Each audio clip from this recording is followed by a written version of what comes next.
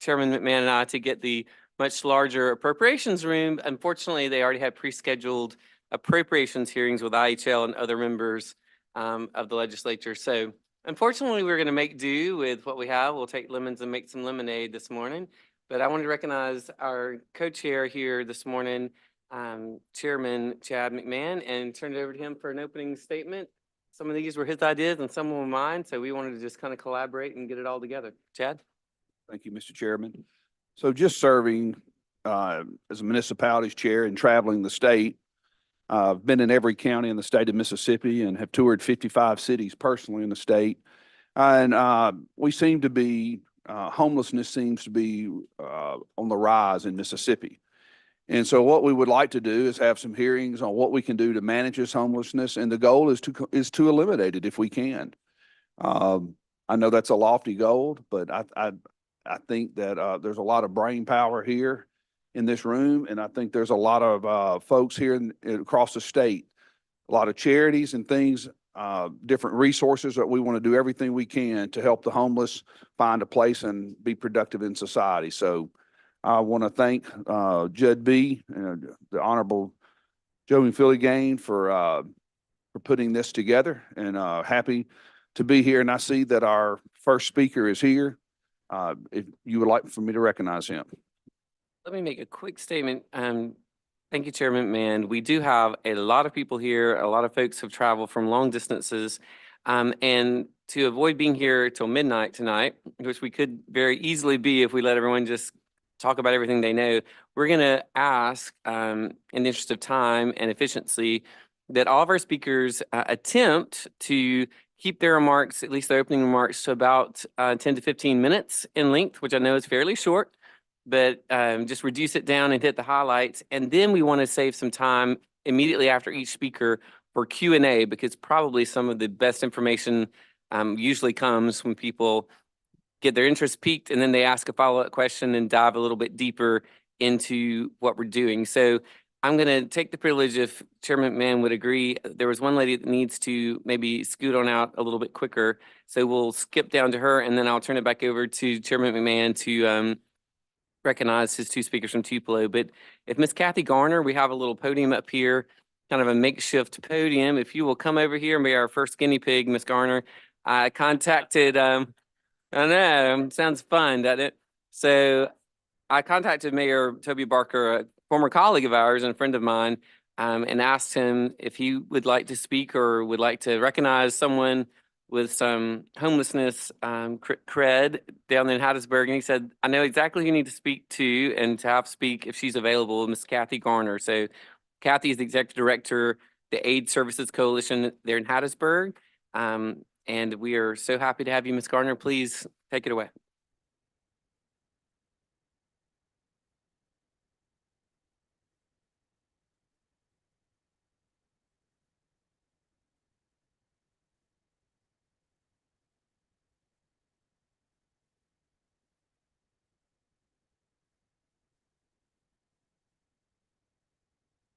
I suppose you'd like for me to be heard. That's never been a problem with me. As you said, Chairman, I'm Kathy Garner. I'm the Executive Director of the AIDS Services Coalition, or ASC, in Hattiesburg. We like to be called ASC because it actually cuts down on some stigma that is attached to the word AIDS. We're an organization in Hattiesburg that has as its mission to serve people living with and impacted by HIV, which for us has always included homeless people. ASC was born in 2002 as a small ministry of Trinity Episcopal Church in Hattiesburg with an 8-bed shelter, 121 Haven House. Since that time, ASC has been a leader and become a leader in housing and supportive services throughout the balance of state. Though we are located in Hattiesburg, our programs reach into 73 of the 82 counties in our state, excluding only the Jackson and Metro Memphis areas of the state. At last count, I believe we have at least one housing client in 63 of those 73 counties.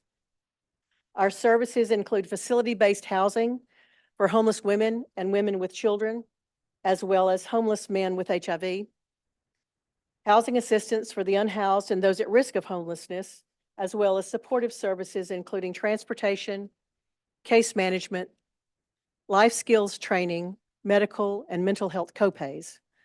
Other support within our agencies include support groups, HIV pantries in Greenville, Meridian, Gulfport, and Hattiesburg, HIV testing and linkage to care, free mail order condom distribution.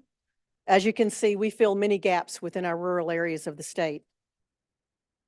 One of the most meaningful aspects of our work in Hattiesburg is our collaboration with our municipal government. Our city has long sought innovative ways to combat homelessness in a way that requires accountability while also being compassionate. In 2007, our then mayor and council brought together everyone that they thought had any connection to serving the homeless. The biggest surprise, very few of us knew each other.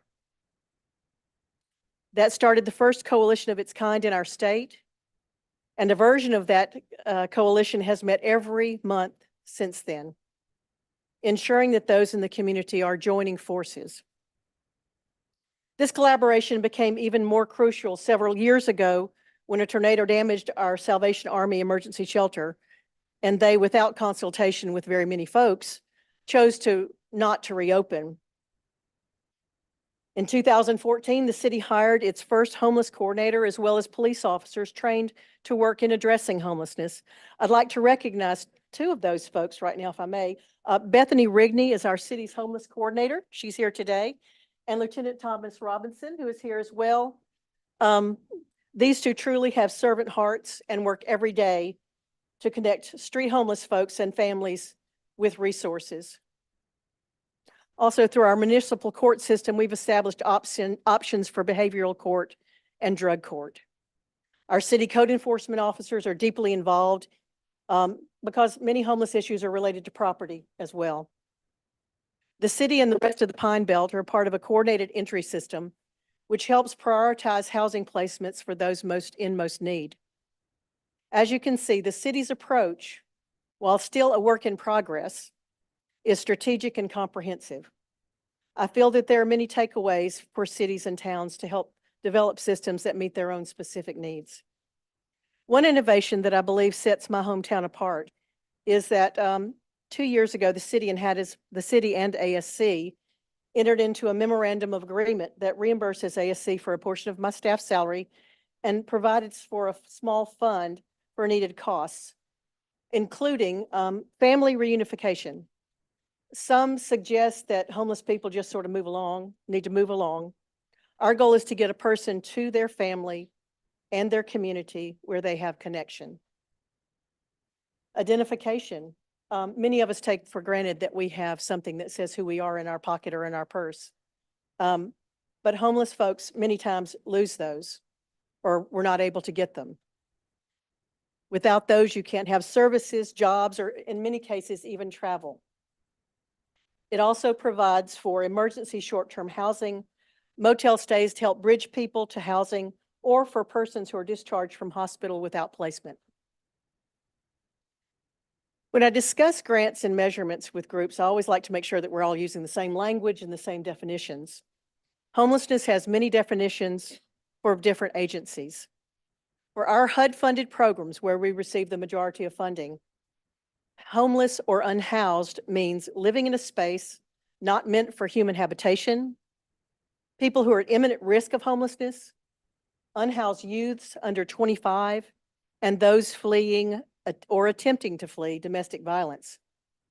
On the other hand, chronic homelessness has a very specific definition with a length of time and documented homelessness required, and it applies only to persons with a disability. What does homelessness look like in Mississippi? Well, for more than 20 years, advocates and providers throughout the nation have a critical task the last week of January each year to perform the PIT count. The point in time count in Mississippi is a yearly count of persons experiencing homelessness in shelters and on the streets. The count is conducted by our HUD Continuum of Care. I know many of you know what those are in the state. There are 3 of them. Ours is called the Balance of State. Covers all Mississippi counties except the Gulf Coast 6 counties and the Jackson area. Those are the other 2 COCs in our state. The point in time monitors trends, helps identify where housing and supportive services are needed, and identifies unmet needs and characteristics of people experiencing homelessness. For these reasons, the count is incredibly valuable. However, the PIT's overriding importance is that that data is submitted to Congress, and that data determines the level of homelessness funding that's allocated to each state. Your commitment in helping your communities get a good count directly impacts the monies that come into our state. It's that significant. So I encourage you to please ask your communities to participate in the PIT. It's the last week of this month. In 2024, our Mississippi PIT showed the following trends.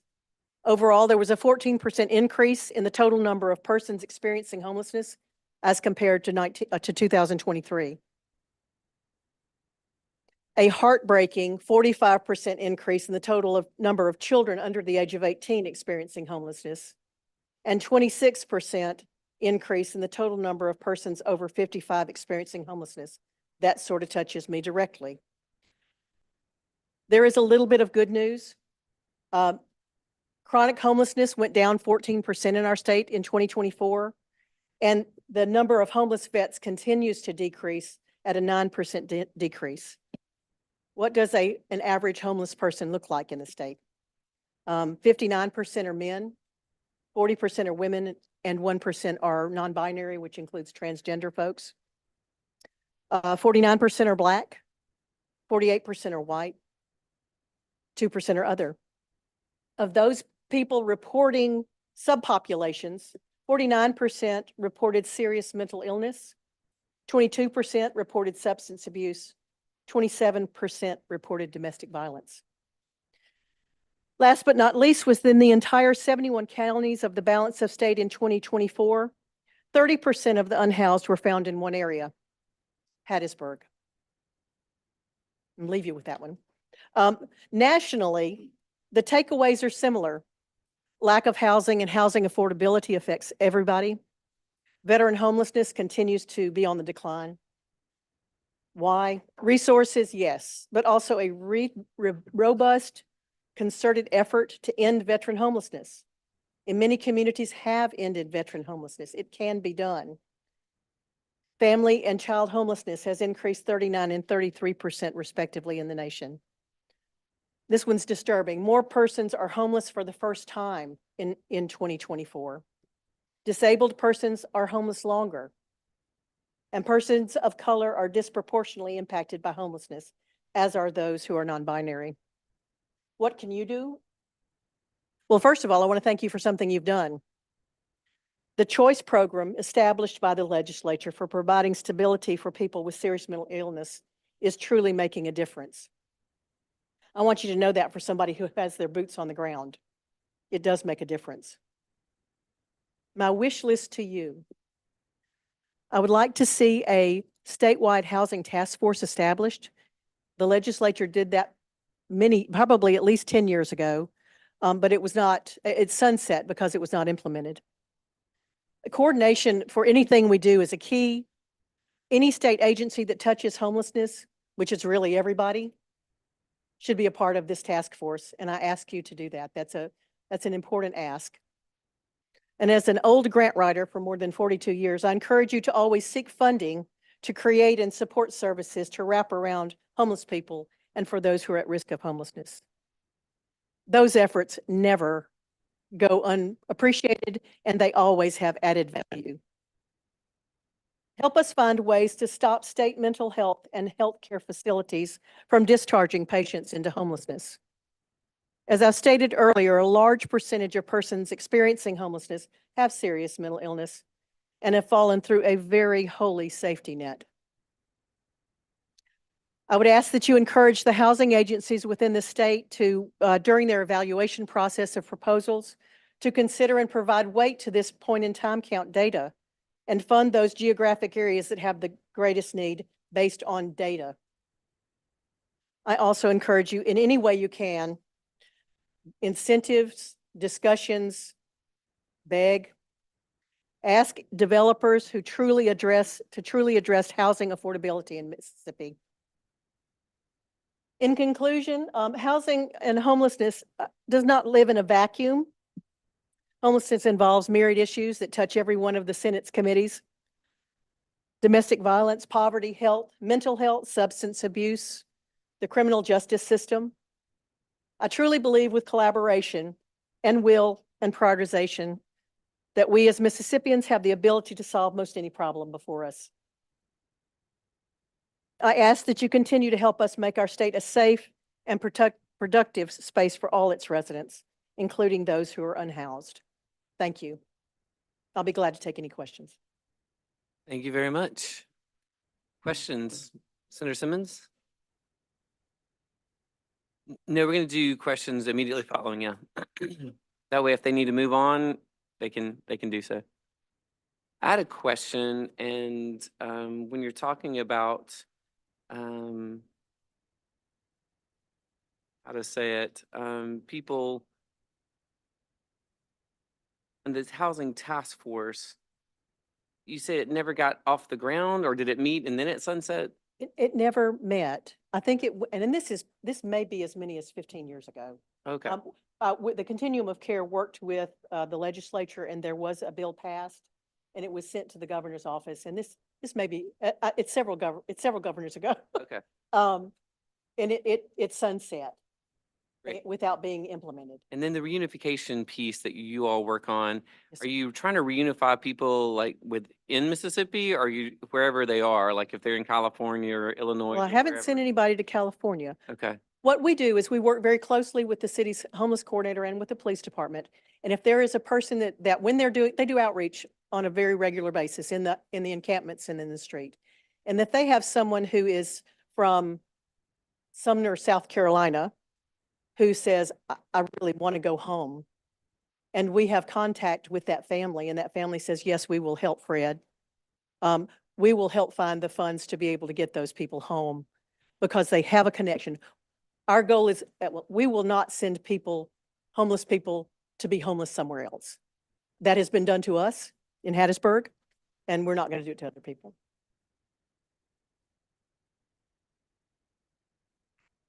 Director Gardner, what, in your opinion, is the most successful program? You say y'all have more homelessness than the other city or county in the state. What's the solution? Like, where have you been successful? We have been successful in programs where we have a combination of the housing stock and the ability to provide pretty intensive case management. Not all of our programs allow that intensity. The choice program, for example, has been very good about making sure that people have that consistency in care and making sure that all of the people who are serving that person are participating in the process. Veterans homelessness, we've been successful because there are not just, don't ever tell anybody outside this room, but money is not always the answer. Don't tell Toby I said that, please. The collaboration and the communication and making sure that agencies know what their responsibility in the process is. I think that's where it comes to. Part of what has happened is that we have been we, homeless providers in the state, are very short on staff. And some of that is because of funding. And some of it is because of COVID, very honestly. We've had a significant turnover in staff and institutional knowledge since COVID. But I think primarily being able to make sure that everybody's working together.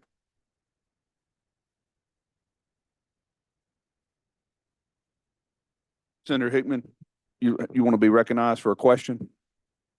Yes, thank you. You're recognized. Just a quick question. You talked a little bit about like a MOU with the city regarding funding and stuff. Outside of that, what are your main funding sources? Where's funding coming from for the work you do? We receive emergency shelter grant monies. We receive McKinney-Vento monies through our Continuum of Care.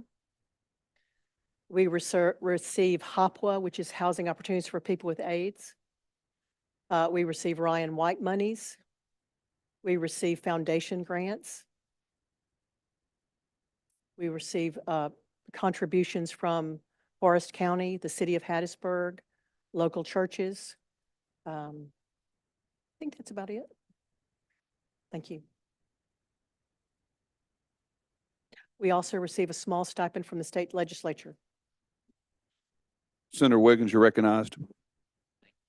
And I want to say thank you for what you're doing. It's folks like you who, are the backbone of making the state better. You mentioned the three different, I guess, areas. The pit, when you were talking about the pit, Yes, and you mentioned the bottom 6 counties, which is where I'm from, are different. yes, sir. We don't have anybody here, but I can you, can. yes, can you kind of, and the reason I'm asking is because I guess this was earlier in the year, last year, the lieutenant governor convened all the mayors from certainly the bottom 3 counties for all the cities. And we had a meeting and he asked, what's the number one issue you're facing? And they all said homelessness, from Pascagoula to Pass Christian to Gulfport, which honestly really kind of surprised me. So are the stats similar? Can you speak on just kind of a general overview for the bottom 6 counties? That continuum of care is the southern 6 counties of the state, and it's called open doors. Because it is more concentrated than the balance of state is, it's a bit of a different picture.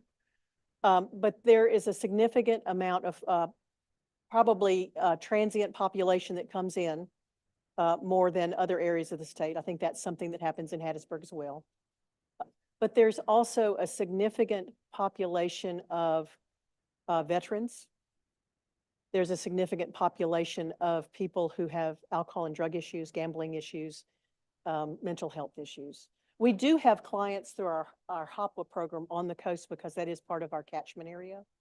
And, I think every community struggles with making sure that the continuum of care, which starts with emergency shelter.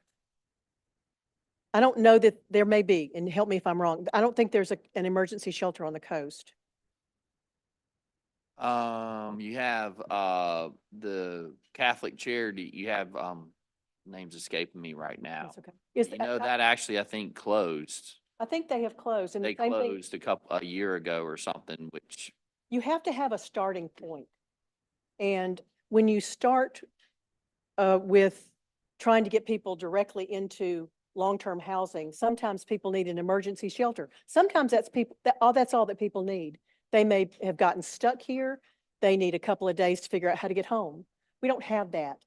And when people get stuck in homelessness, it's not that people want to be homeless, it's that they begin to acclimate to the culture and they don't see a way out.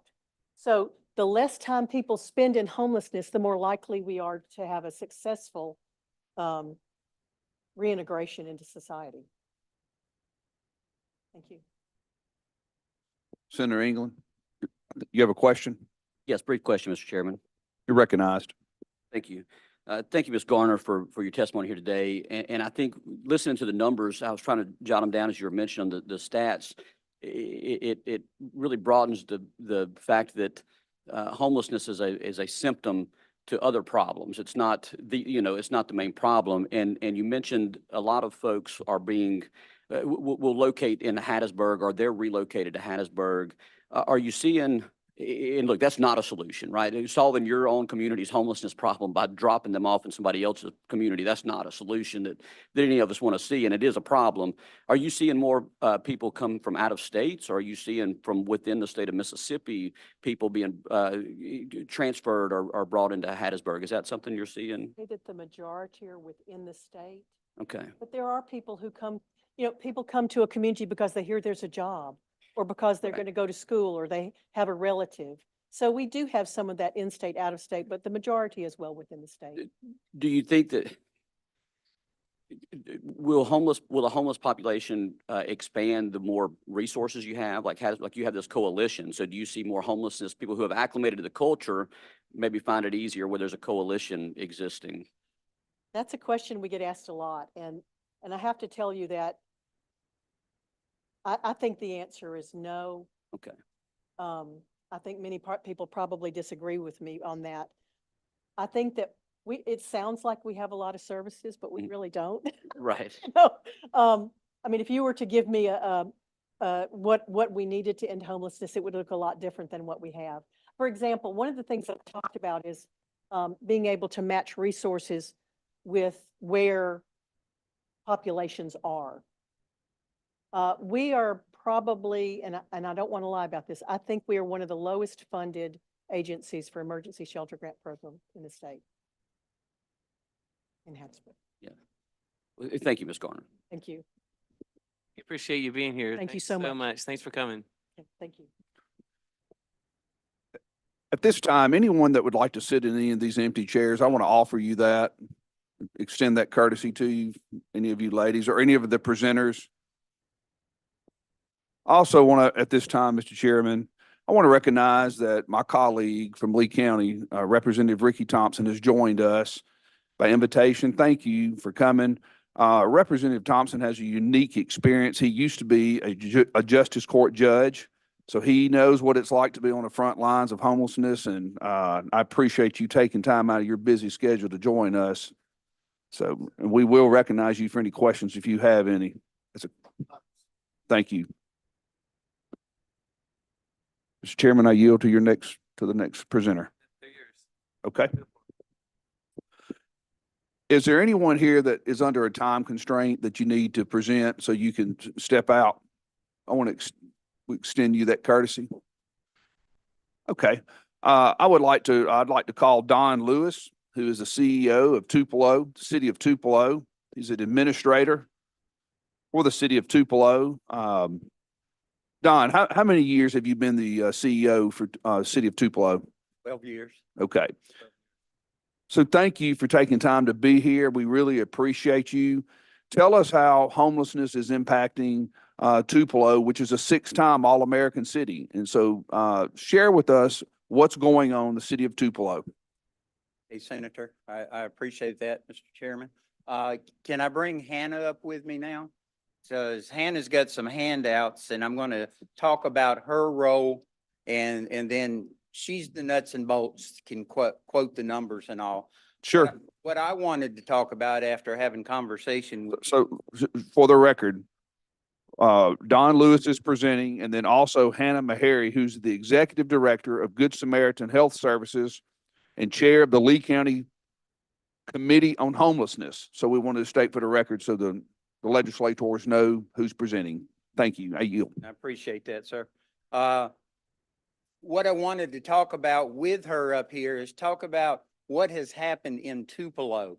I know there's a lot of things being done around the state, a lot of positive things that are happening around the state. I just want to share a little bit about what Tupelo's doing and what we're working with the mayor and council's blessing. So one of the things that we have, and you were talking about shelters, you can consider it a blessing. Some people may not, but we have the Salvation Army located in Tupelo. So we have their support there. We have a close working relationship with the Salvation Army, so we can work together.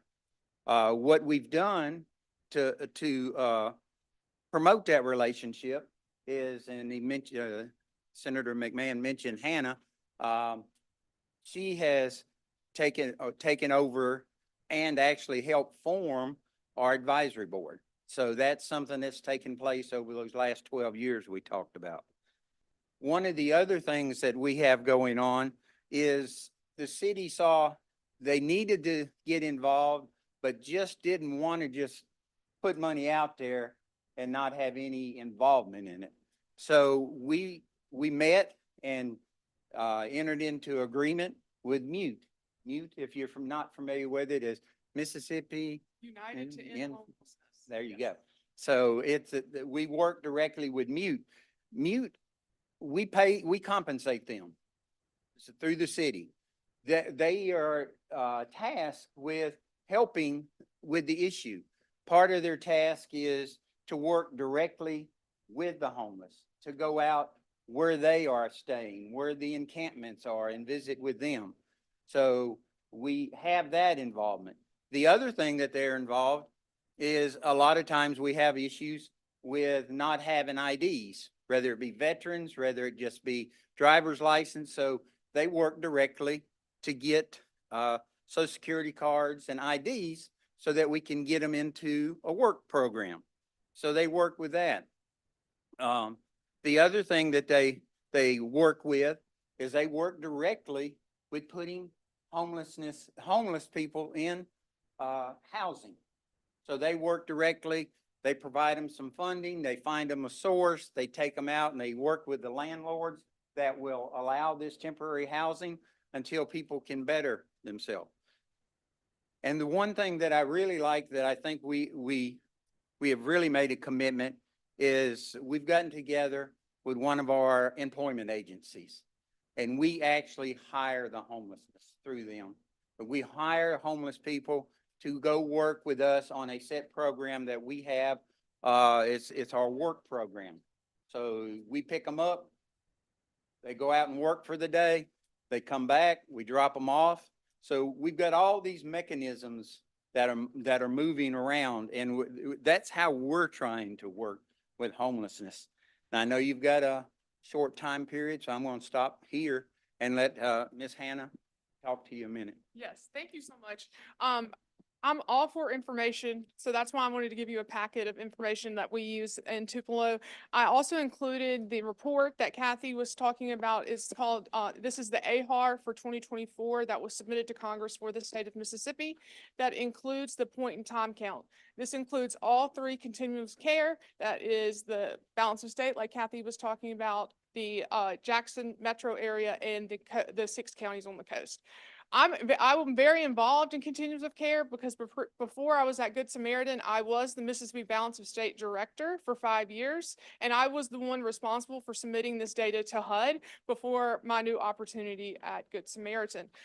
This is really important to not only define the issue in your state, but also define the stakeholders that are working on this issue. So you'll also notice in your packet, we defined what an end to homelessness looks like in Tupelo. I'll sit here and say that people are always going to become homeless for whatever reason. It can be a loss of a relationship. It can be loss of a job. It can be loss of stable housing. What we're trying to create is a systemic approach in Tupelo that makes that homelessness as short as possible. So we don't encourage encampments. We don't encourage people that stay at the shelter for 160 days, 365 days, because that becomes a long-term situation. And when I say encourage, I'm really trying to empower the individuals that are experiencing homelessness to resolve. And so they're number one part of that solution. You'll notice on the little graph I gave you, the homelessness data for Tupelo specifically, we had 54 homeless individuals in the 2024 point in time. 16 were unsheltered, 36 were at the Salvation Army, and 2 were at SAFE, which is our DV shelter. We have a 30% unsheltered versus a 70% sheltered, which is opposite to a lot of the regions in the state. A lot of that has to do with our great relationship with the Salvation Army. Like, we're always trying to work with Salvation Army residents to find that next opportunity, housing, workforce development, treatment, whatever it might be that they need to kind of move out of that temporary shelter position, where we can get someone who's unsheltered in the shelter as quickly as we can. And then our current issues that we've been working with over the last year is that the individuals who are unsheltered are in that chronic population. So those are individuals who have been homeless for over 12 months or longer and have a disabling condition. So that could be a severe mental illness, it could be a drug, it could be substance use, it could be a long list of issues. They are the most difficult clients to serve. I'll just say they have a lot of barriers, starting with ID. The ID is the lowest barrier, and work up from there. Also, we do have a lot of out-of-town drop-offs. So because we are the largest community in North Mississippi, we have communities in Alabama that come and drop people off in Tupelo without notifying the city, the shelter, the police department, no one. They don't even ask the Salvation Army if there's a bed available for that individual. So they are now in our community where they're not from our community. They don't have any local connections. They might have just been discharged from jail. from the hospital, from rehab, whatever it might be, and they have just been dropped off in our community. They are extremely difficult to serve as well. Another is the transient population. We talked about that. Since we are the largest community in North Mississippi, we have a bus stop. We have a bus station. Greyhound, people absolutely, bus hop is what I say. They go from station to station to station. Also, I know in the Hattiesburg region, they have a lot of people who hop trains and get off the trains in that area. And so they are not from our community, so it's very difficult to make roots in our community because they don't have a support system that we can reconnect them back to. Another thing is we do have a growing population of senior citizens that are becoming homeless. That's going to be even more difficult to address because emergency shelters are becoming nursing homes. That's a whole nother conversation, but I wanted to include all of the information about our Tupelo Homeless Task Force. We modeled a lot of this around the USICH, which is the United States Interagency Council on Homelessness. It's a federal agency of 12 federal departments like Department of Labor, Department of Education, Department of Housing. They get together and they work on strategic efforts to address homelessness. And so we wanted to do that at the municipal level. So we based a lot of our homeless task force on the partners that you would see on these larger task force. And how can we communicate with each other and then also hold each other accountable? Because at the end of the day, it's a community issue and everyone should play a part in addressing it. And that includes our homeless populations themselves. So we're all about accountability. We're all about communication. And we're not perfect. I'll say that. It's always a work in progress. We always try to do gap analysis to see like what resource don't we have? How can we develop it? There are situations where Mr. Donna called me and I'm like, give me 24 hours, give me 48 hours. Like I truly don't know what the next step would be, but that's why it's nice to have Mr. Don. Also, the CIT officers at the Tupelo Police Department, the crisis intervention trained officers are wonderful to work with. Most of them have my phone number and can message me if they need to. But I will say the top 2 reasons people remain in homelessness is due to substance use and mental health issues and the lack of grassroots, I would say grassroots entrance into a lot of those programs. But yeah, go ahead. I'm sorry. I don't want to undersell the mental health issues. Yeah. That is definitely part of the issue, part of the solution is dealing with that. Senator McMahon, you had asked Chief Quokka to give you some numbers, and I'm not sure if he was going to ask this or not, but I'll go ahead and provide them. We don't have them for 2023 because the mayor had started asking these numbers be tracked. So we've got 2024, the homeless contacts were 3,244 last year. And those are just calls for being on property, being where you're not supposed to be, being any type of involvement with a homeless individual. To your point, so in a city of roughly 39,000 people, you had 3,244 homeless contacts with law enforcement? And I want to go back to Director Meharry. You said that they drop people off in our community. Who is they? They is other law enforcement agencies, other hospital systems, other mental health systems. They'll put them in the back of a cruiser and drive them across state lines and drop them off. I've had people, we've had calls before where there's literally someone in a hospital gown with their bracelet still on them from a hospital that's over in Alabama. And they were recently discharged from the ICU. So, and I always say this, homelessness is not a discharge plan. That's one thing we need to talk about with our different systems is there has got to be another discharge plan than just saying, oh, well, they can go be homeless. There's got to be more verification and certification that there is a place to go. I know the mayor of Tupelo's here, Todd Jordan, and a councilman, Travis Beard, Coach Beard. I want you to know, I appreciate you two and the work you're doing on homelessness in our area. I know it's difficult to even track what the economic impact is of what's going on, and where the Salvation Army is located down there in our historic business district, which is booming, and then you've got a lot of transits. So I know it's a difficult situation, but let's go back to just one other thing, Director Harry, how successful is the program working where you pick people up, take them to work? And I mean, are you seeing a lot of success in that, helping people find jobs and permanent housing and become successful and productive members of society? Yeah, so I would say specifically for our Project Solution program, which is the workforce program that the city of Tupelo implemented. I should have brought the data with me. I'm so sorry, but I can send it to you after this, Senator McMahon. We have a very high success rate because not only are we creating a workforce opportunity for someone who might not have worked in the last year, maybe not have worked consistently in the last year, so they don't have the best resume. They also don't have the best maybe consistency when it comes to reporting for jobs. And so that program is located under our municipal court. So they actually get supervised by city staff, and it builds a work history for that individual, but they're also bridged into a housing program, whether that's Mississippi United in Homelessness or our local domestic violence shelter, which has an ESG grant. They also get an ID, Social Security card, birth certificate, things like that. But all of that takes time, and we use Project Solution as a mechanism to pour all those resources and supportive services into the individual. But they have to want to work. And so that's one thing we always try to promote is there are jobs available. We just try to help them bridge into that job and make that connection with the employer. What do you think that project's costing per person, the project solution? What do you think, Don? We're paying them, right now, our minimum wage that well, it's not really, what we pay minimum wage is $15 an hour.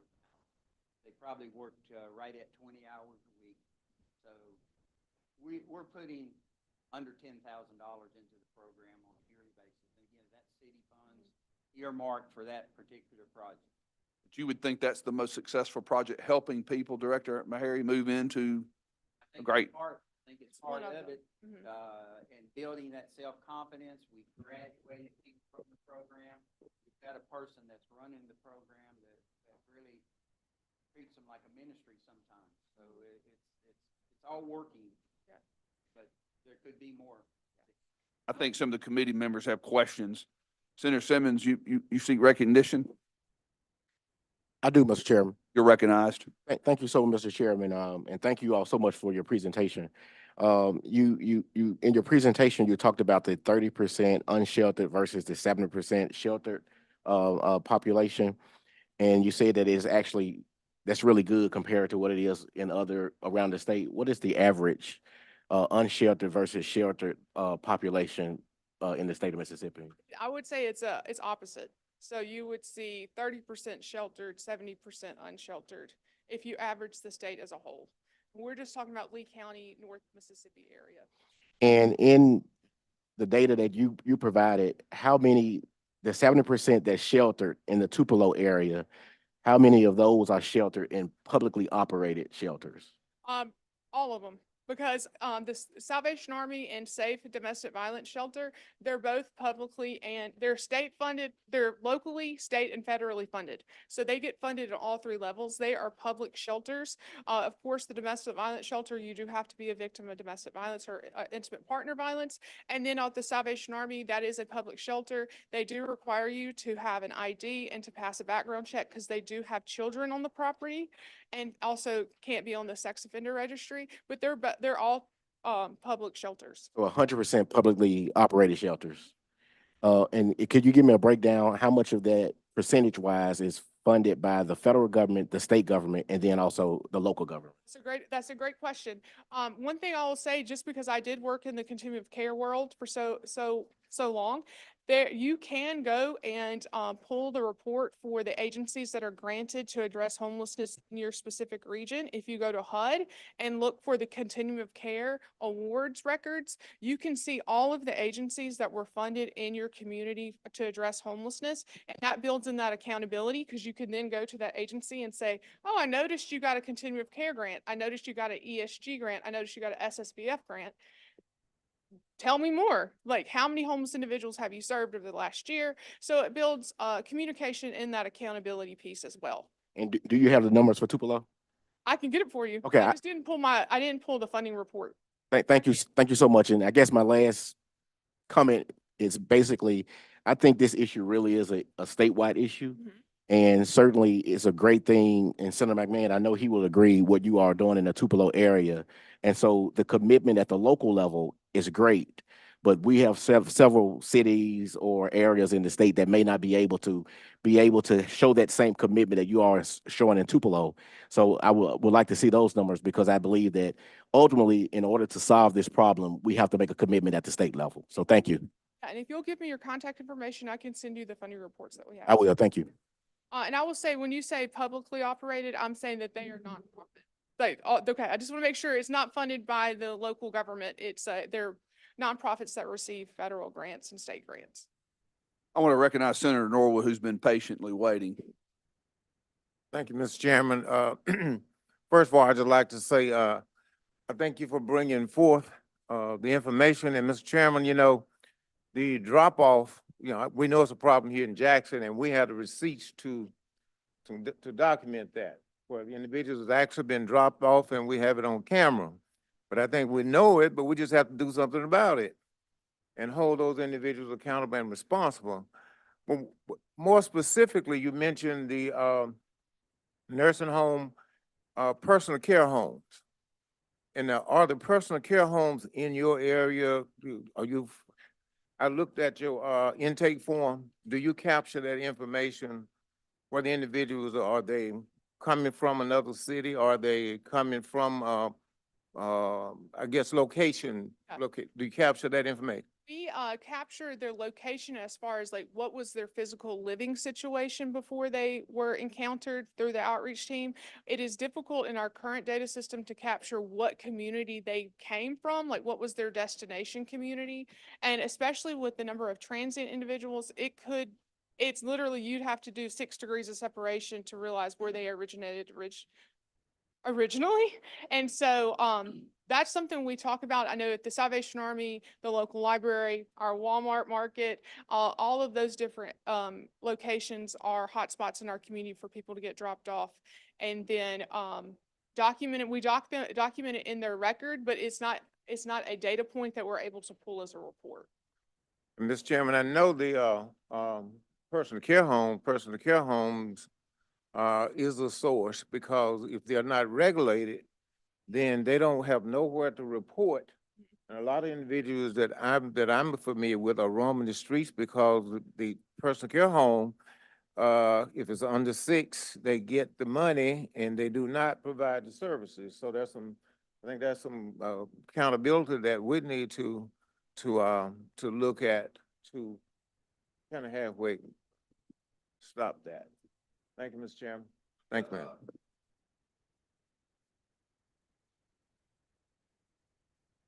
Thank you. I just have a comment and then you can comment, but I think it's important. I saw this, the panhandling. In one way, it makes my conscience feel better, but in another way, I think you say right here, share this information with friends and coworkers. And it's, don't give panhandlers anything. Y'all say it much better than I do. Because you say panhandling is not a reliable or stable income. It creates dependence on others, and it is a cycle that is difficult to break, even if someone doesn't intend to do it very long. In my church, we've had many conversations in my Sunday school class about what you should do or don't do. But I guess what sticks out to me is about what I just read. It is not a reliable or stable income and creates dependence. And what I've heard here just with the first 2 speakers is you're trying to be accountable and trying to create, give them things that can make it stable so they're not in that situation. Majority of the panhandlers are not homeless. Yeah. Okay, I hope people hear that. The majority of panhandlers are not homeless. And that's one of the reasons too, I'm so sorry to cut you off, is I included that under our definition of homelessness. We over the last year, we've done a very significant public awareness campaign around panhandling in the Tupelo region, because we are a hub for shopping and restaurants and concerts and things like that.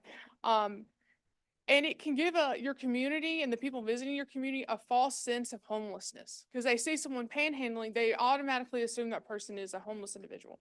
Only statistically, Only 15% of people that panhandle are literally homeless.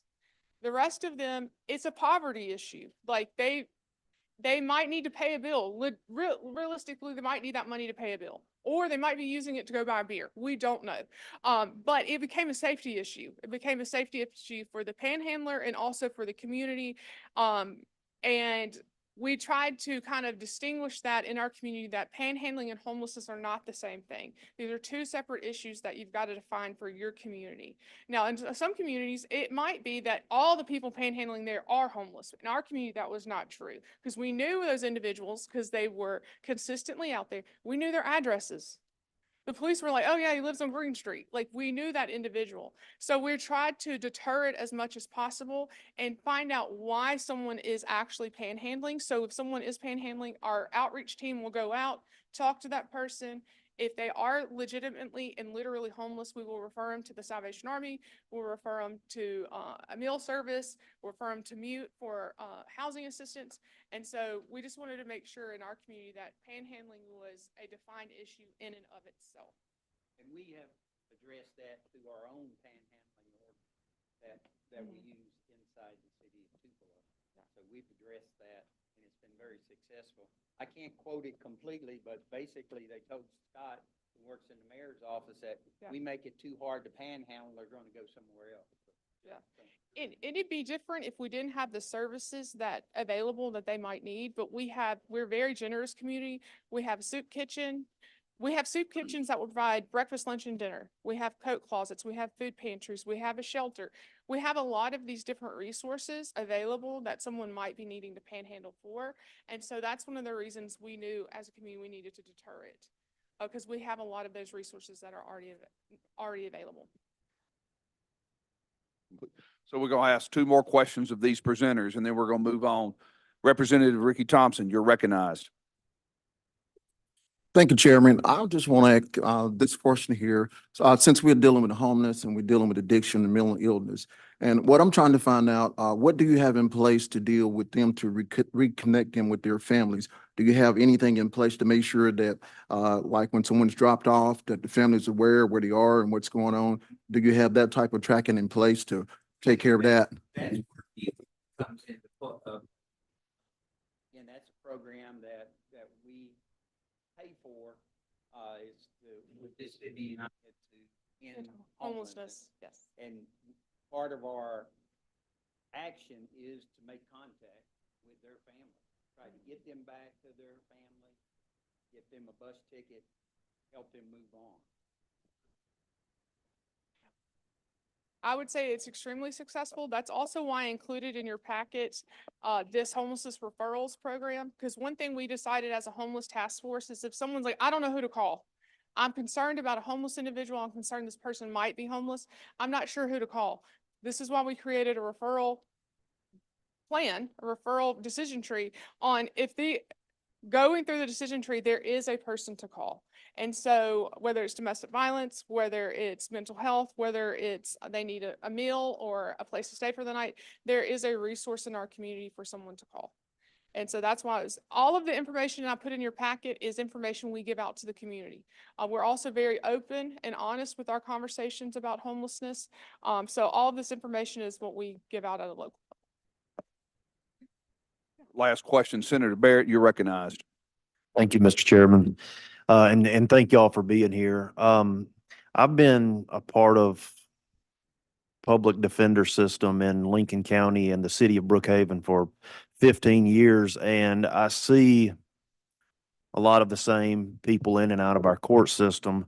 And whether that be in a criminal court or a worried family member, maybe filing non-compos mentis through the chancery court for someone who has drugs or mental problems. And I think it affects all communities, counties, cities. I guess to tie all this up, if an individual goes to the state hospital, and I see this a lot, and they're released from the state hospital, or if they are arrested for doing some misdemeanor crime, they're put in the local jail, and then they're released and they go back to their encampment or tent city, whatever it may be. How are you guys handling apathetic, or I guess individuals who have families that are trying to help them get off drugs or get mental help and they don't want the help. How do you guys help those individuals? And lastly, I think Miss Garner referenced a wish list, and she said a statewide task force, and the state homes dismissing individuals maybe too soon or without a home to go to. So how do y'all handle apathetic persons that are unhomed? And what would be on your wish list to help us combat unhomed or unhoused people? How can we at the state level help? You jump in. Okay, you know I'll talk. What we do is we do encounter individuals every day that they're like, I don't want your help. I'm fine where I am. I want to stay in my tent. I want to stay under this bridge. I just want to disappear. I want to be left alone. We don't let them disappear. They live in our community. They are our neighbors, quote unquote neighbors. We're going to go and reach out to them regardless. Like, we're going to know their names. We're going to know their situation. And so it's like a form of tough love almost. It's like, if I want more for you than you want for yourself, we're at a difficult situation. So we're trying to slowly change that, where they trust the provider, they trust that we have the resources available, and eventually when they are ready to move out of homelessness, they can. And then still keeping that family involved, because it's so difficult on the families. They want to help, they just don't know how, or they don't have the resources to help. Keeping them a part of the program, and then they also help us and say, hey, I know I talked to your mom the other day. She said that XYZ, or I'm going to call your mom. Like that, those are real conversations that we've had before. But that's one of the issues we have, the chronic population. Those are those individuals that are the most difficult to serve, but you still have to find a way to serve them. And it might not be in the way that they want to be served. It might not be in the typical formulaic ways that we can check off a list, but whatever, that service might just take on a new image. But you don't let them disappear. And that's where you have people that die in homelessness. They freeze to death, or there's a fire or a flood. And we don't want people to die in homelessness in our community. It is absolutely preventable.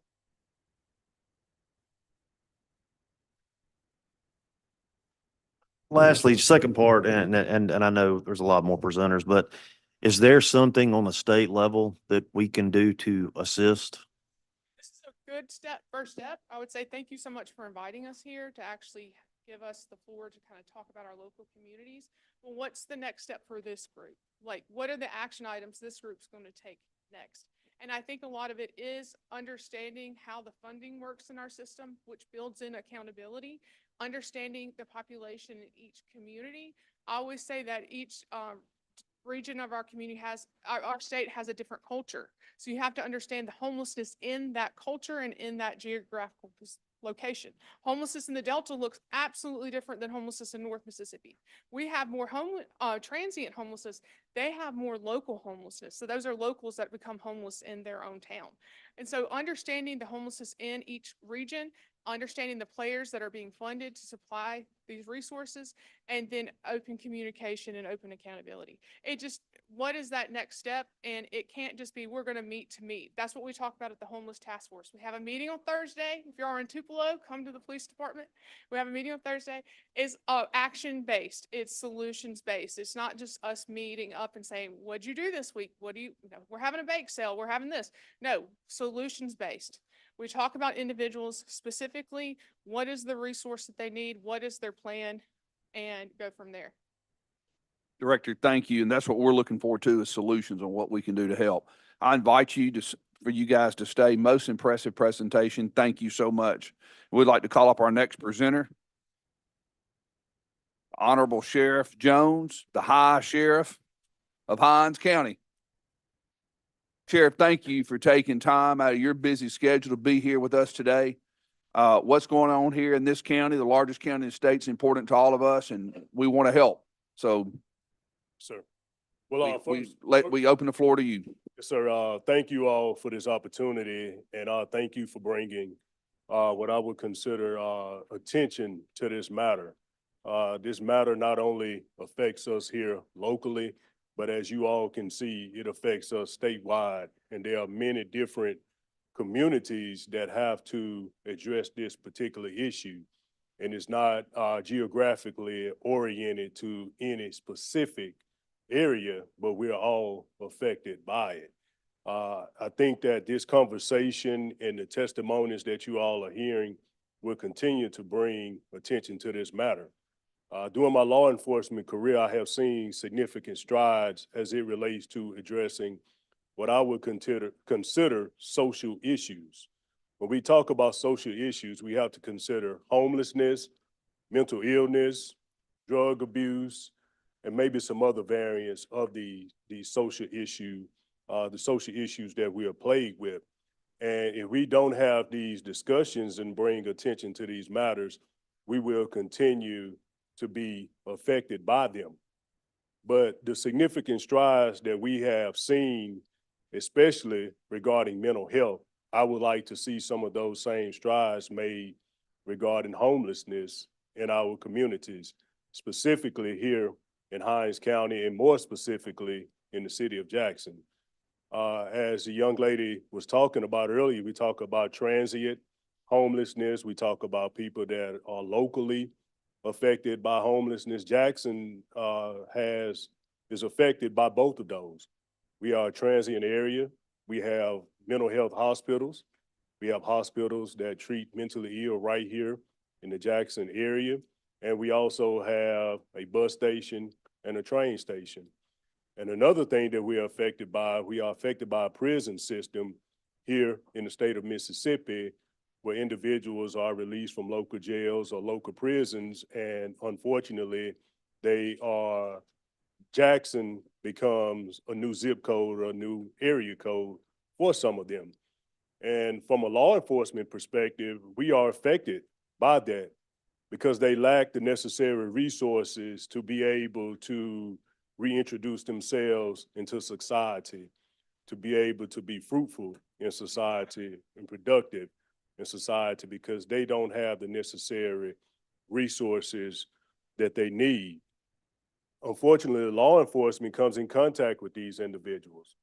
And while I'm a firm believer that jails and prisons are not the place for homeless individuals or people that are suffering from social issues, unfortunately, that's what we see sometimes.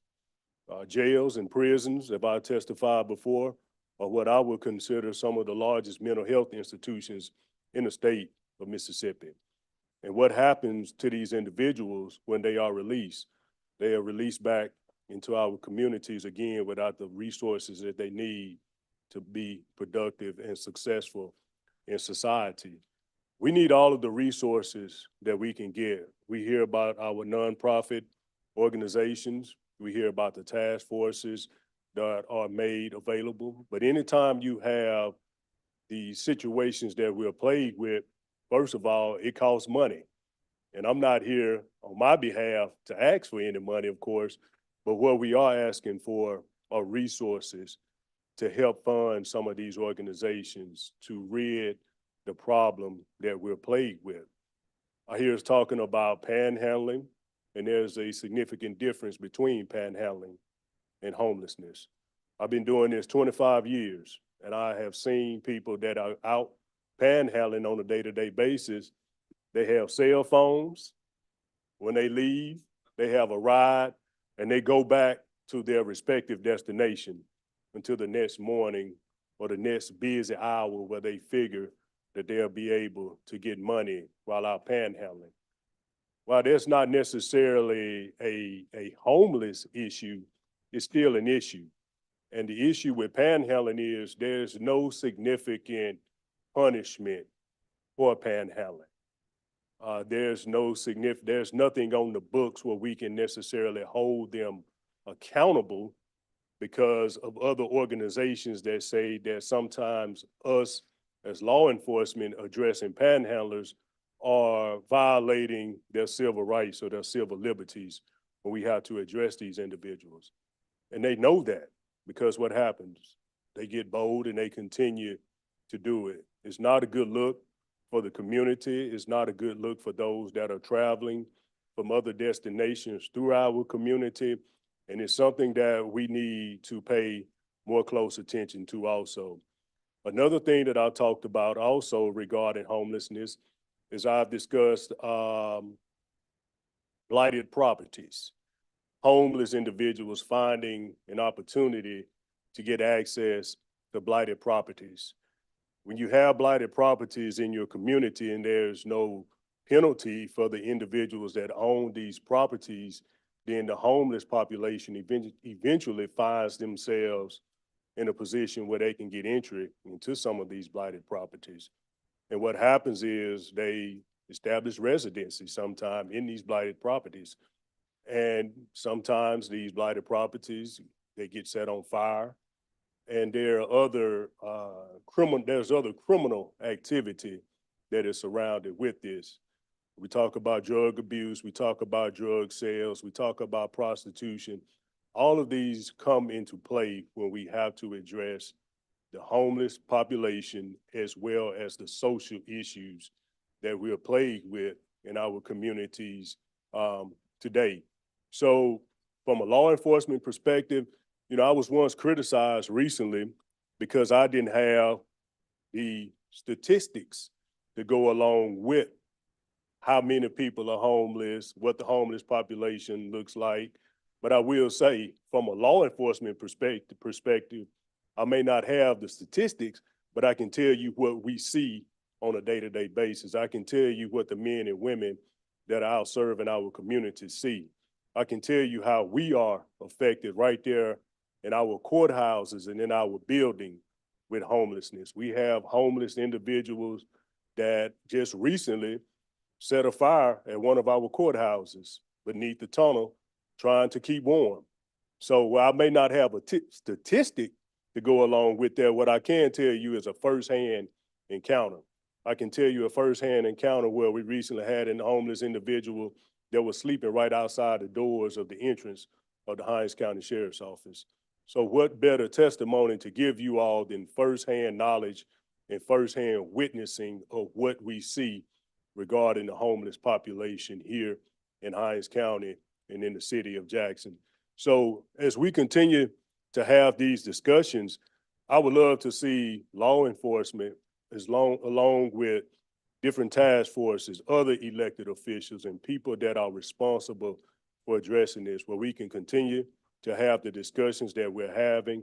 We can put collective thoughts together, and we're able to find a model to not only address this within our local communities, but hopefully a model where we can address this statewide, and we can all be on the same page when addressing homelessness and the other social issues that we are surrounded with. Thank you. Thank you, Sheriff. I did have a question as it relates to, I think a couple of years back, maybe we in the legislature did away with some of the criminal penalties related to people that are what we might consider vagrants or loitering, that type of stuff. Have you seen over the years the inability, based on our statutory code, of being able to address some of these issues when you run into these people on the streets and you're trying to get them some assistance or help or get them to move along? The inability to actually charge them with anything, has that been a hindrance to you all in the law enforcement community? Well, it has been, and while I'm a firm believer that I would love to introduce help to an individual versus arresting them and putting them in a jail.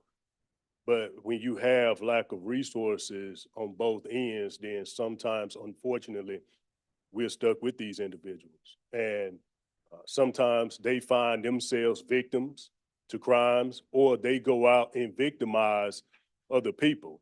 You know, they know that there's a less harsher penalty or no penalty at all. We would love to help them before we arrest them.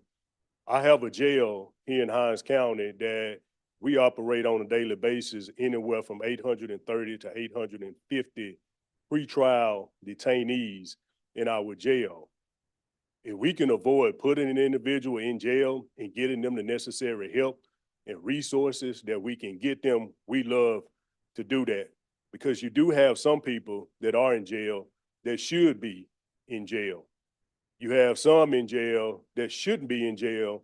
They should be getting some type of help or some type of treatment.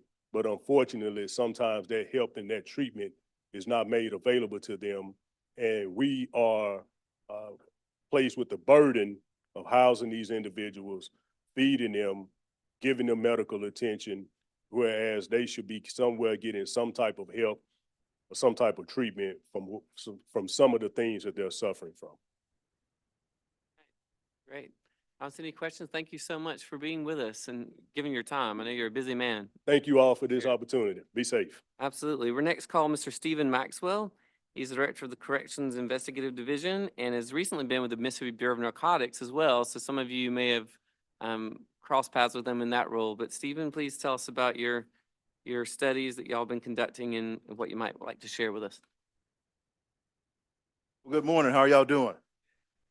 Well, on behalf of the governor of our great state, Tate Reeves, and the commissioner of your Mississippi Department of Corrections, Catherine McCullough, who is our legislative liaison, and myself, we would like to thank you, Chairman Fillingain and Chair McMahon, for allowing us the opportunity to be a part of these conversations. You know, as we have the conversations about vagrancy and homelessness throughout the state of Mississippi, we cannot lose sight of these two important facts. First and foremost, vagrancy and homelessness is a public safety and it is a public health issue. In addition to that, many of these individuals are living with a diagnosed, improperly treated, or undiagnosed, untreated mental illness, along with the co-occurring condition of a substance use disorder. And you can move an individual who's living in a state of comorbidity from one place to the other. But if you never address their substance use disorder, which is a disease, and their mental illness, they remain the same, irrespective and irregardless of where we move them. And what we need in this state is we need a statewide plan that is going to create uniformity and consistency, that will extrapolate those components of other programs throughout our state that are effective, that are proficient, efficient, and fiscally conservative. And then that way, irrespective of whether I'm living in Harrison County or Lee County, or if I happen to be in Simpson County, I'm going to receive the consistent same quality of health care for my substance use disorder and my mental illness. So according to the CDC, according to the Substance Abuse Mental Health Services Administration, and also the National Alliance on Mental Illness, 1 in 5 Americans is living with a mental illness, or they will experience a mental illness at some point in time this year. 1 in 20 Americans will potentially experience a serious mental illness at some point in time in this year. Those individuals look just like each one of us in this room. We are experiencing right now the convergence within the evolving drug culture in our American society, and Mississippi is not left out on that, the convergence of mental illness with substance use disorder, creating an ecosystem where we have challenges and issues such as vagrancy and homelessness throughout this state. According to the National Alliance of Mental Illness, 77% of the individuals that are homeless in our state will experience mental illness as a prevalence condition throughout their lifetime. In addition to that, 67% of these individuals that are homeless are living right now with a mental illness and or a substance use disorder. Now, I want to give you some food for thought as we talk about the issue of vagrancy and homelessness, because many of these individuals commit low-level crimes, low-level drug crimes, misdemeanors, or moderate drug crimes. And unfortunately, because law enforcement is not equipped with any option other than taking them to a jail for their own safety, for their own protection, and the safety and protection of the public, some of them graduate and they go on and they're remanded into the custody of the Mississippi Department of Corrections. Right now, if you were to consider the Mississippi Department of Corrections as a county, as you look at the population of counties throughout the state, your Mississippi Department of Corrections would be the 12th most populated county in this state. because we have more than 62,000 Mississippians that have been remanded into the custody, the control, care, and supervision of your Mississippi Department of Corrections.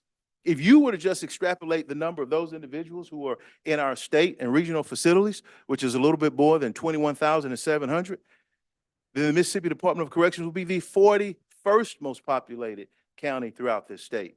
Now, here's why that is significant, because I spoke with Dr. Alyssa Killebrew, who is a practicing psychologist in the Jackson metro area. And I posed this question to her. I said, Dr. Killebrew, in your professional opinion, how many of these individuals in the custody of MDOC are living with a mental illness and or a substance use disorder? She said approximately 60+% of them. 90+% of the individuals who are currently in the custody of MDOC and will eventually be released because they are not there because they were sentenced to a life sentence, or they're not there because they were sentenced to death. They will be released back into the 82 counties throughout the state of Mississippi. That's why it is critically important that we address the core and the crux issue of vagrancy and homelessness, which is mental illness and substance use disorder. Secondarily to that, I would like to say this. The law enforcement component in the state of Mississippi is typically, generally, and usually going to be the first point of contact with regards to individuals who are homeless and vagrant throughout our state. We have got to have an option. We have been compelled to undergo mental health training as sworn law enforcement officers in this state. And I can tell you every sheriff, every police chief, and also the commissioner of our Mississippi Department of Corrections and the commissioner of our Mississippi Department of Public Safety, we are moving to ensure that all of us who are sworn law enforcement officers in this state will undergo that training. But we don't have the option. We don't have the option of taking that individual when we come in contact with them to a community health care facility where they can receive treatment for their behavioral health issues and their substance use disorder. And then once we place them in the jail, now we're looking at liability associated with that person potentially taking their own life, or because of a healthcare condition that we are completely unaware of, they die in a sheriff's jail. I propose that we begin to consider looking at options, statewide options here in Mississippi, such as a statewide behavioral health deflection program, where individuals can be deflected when not only they come in contact with law enforcement, but even when our nonprofit organizations throughout the state become aware of someone who is homeless. The question came up about dealing with someone who is refusing to accept care. Well, currently in our state right now, we have a process where individuals can be committed by family members or by someone else if we deem that they pose a threat to themselves or a threat to society. That's why it's critically important that we don't lose sight of the fact that vagrancy and homelessness is a public safety and a public health risk. And a statewide behavioral health deflection program, which I believe should consist of state agencies that are already doing work in this area, like the Mississippi Department of Mental Health. And I would like to commend our executive director, Wendy Bailey, because a lot of the partnerships that I've had an opportunity to be involved in my role at the Mississippi Bureau of Narcotics and also now at MDOC, the Mississippi Department of Mental Health has been right there, and they have had a seat at the table. The Mississippi Department of Health, nonprofit organizations like you all, like the Mississippi Public Health Institute, First Responders of Mississippi, and even when I was with the Department of Public Safety, our Commissioner Sean Tyndall clearly understands the role that public safety plays because we are the first and initial contact with individuals who are vagrant and homeless. I like to describe the Mississippi Department of Corrections like this, even though my tenure there has been short. When people ask me about MDOC, law enforcement and the judicial system, if you would consider baking, I'm sure many of you, most of you probably have an itch and a niche for baking. If you would consider baking desserts, for an example, when you combine all of the ingredients, if we're thinking about baking a cake, that's the cake batter.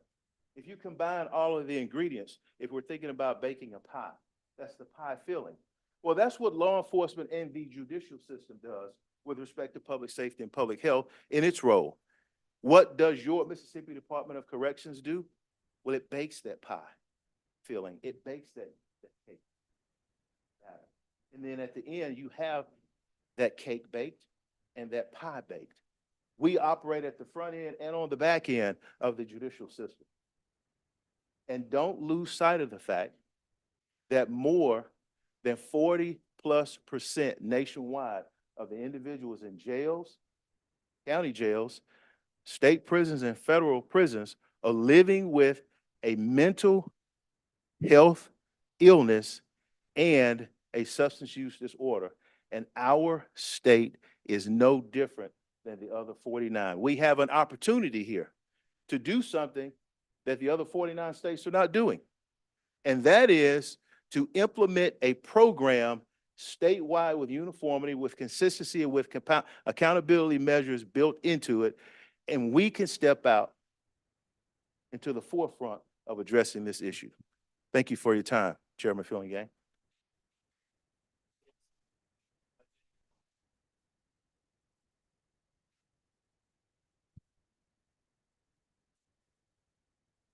That's a great question, Chairman Fillingham. Catherine McCullough and myself, we are working with the Mississippi Department of Corrections Task Force that our legislature created, and we are crunching the numbers right now. We hope to present a proposal this year that will lay out some of the things that I just talked about, a partnership with state agencies, nonprofit agencies, with the community of clergy, and we're also looking at what it's actually going to cost as far as we're going to be requesting, I think, initially to launch a pilot program and also a research study throughout the state and looking at the state as 3 regions: South Mississippi, Central Mississippi, and North Mississippi. And I hate that Senator Wiggins stepped out, but I'd like for you all to share this with him. As I talk about those 62,000+ individuals that are in the custody of MDOC, the majority of those individuals are from Hancock, Harrison, Jackson, Pearl River, Stone, and Greene counties.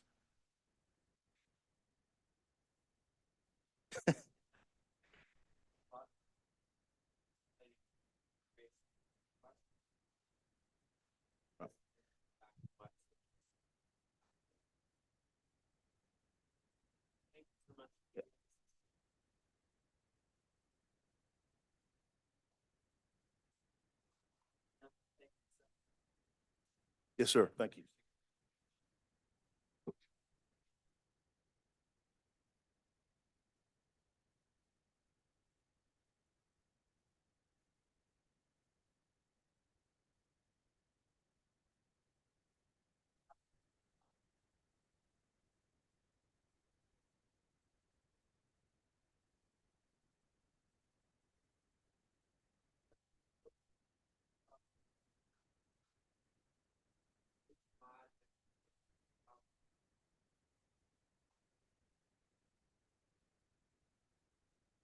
Thank you very much, Mr. Chairman, and thank you for this committee for taking an interest in this issue on homelessness. In addition to working with the Cicero Institute as a visiting fellow, I'm also the executive director of the LA Alliance for Human Rights. We're an advocacy organization. We're not a provider organization, who sued the city and the county of Los Angeles, 2 of the largest populated jurisdictions in the United States, because of their abject failure to address the homelessness crisis. We took them to court. We entered into a settlement both with the city and the county, and we're working to hold the city and the county accountable to deliver on the things that are important for people suffering in Los Angeles.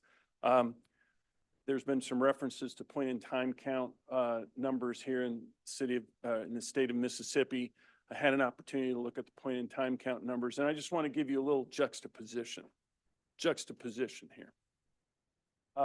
Mississippi currently, I think it's 1,041 people experiencing homelessness in the state of Mississippi. County of Los Angeles, 72,000. Number of folks in the county of Los Angeles who have a serious mental illness experiencing homelessness, about 35,000. And yet the County of Los Angeles, who is obligated to provide healthcare, mental health, substance abuse disorder treatment regularly, they tell us in the pursuit of our accountability with the County of Los Angeles, they don't know how many people they serve with these services. It is an abject and total failure in LA. I'm hearing a lot of great things and a lot of common sense here in Mississippi. So it is my pleasure to escape the fiery hell that is Southern California right now and be with you all. My background also, I was a vice president of a local homelessness service provider in Southern California. And also I was the senior policy advisor on homelessness at the U.S. Department of Housing and Urban Development. So I know the continuum of care program very well. One of the things that I wanted to emphasize to this committee is while you're hearing a lot of great local solutions and a lot of great local programs, one of the big issues that folks at the state and local level miss is the significant amount of regulatory and funding requirements that knuckle local organizations and states under to require them to perform functions that are not effective in addressing homelessness. And I'll give you an example. You just mentioned earlier how this is crazy.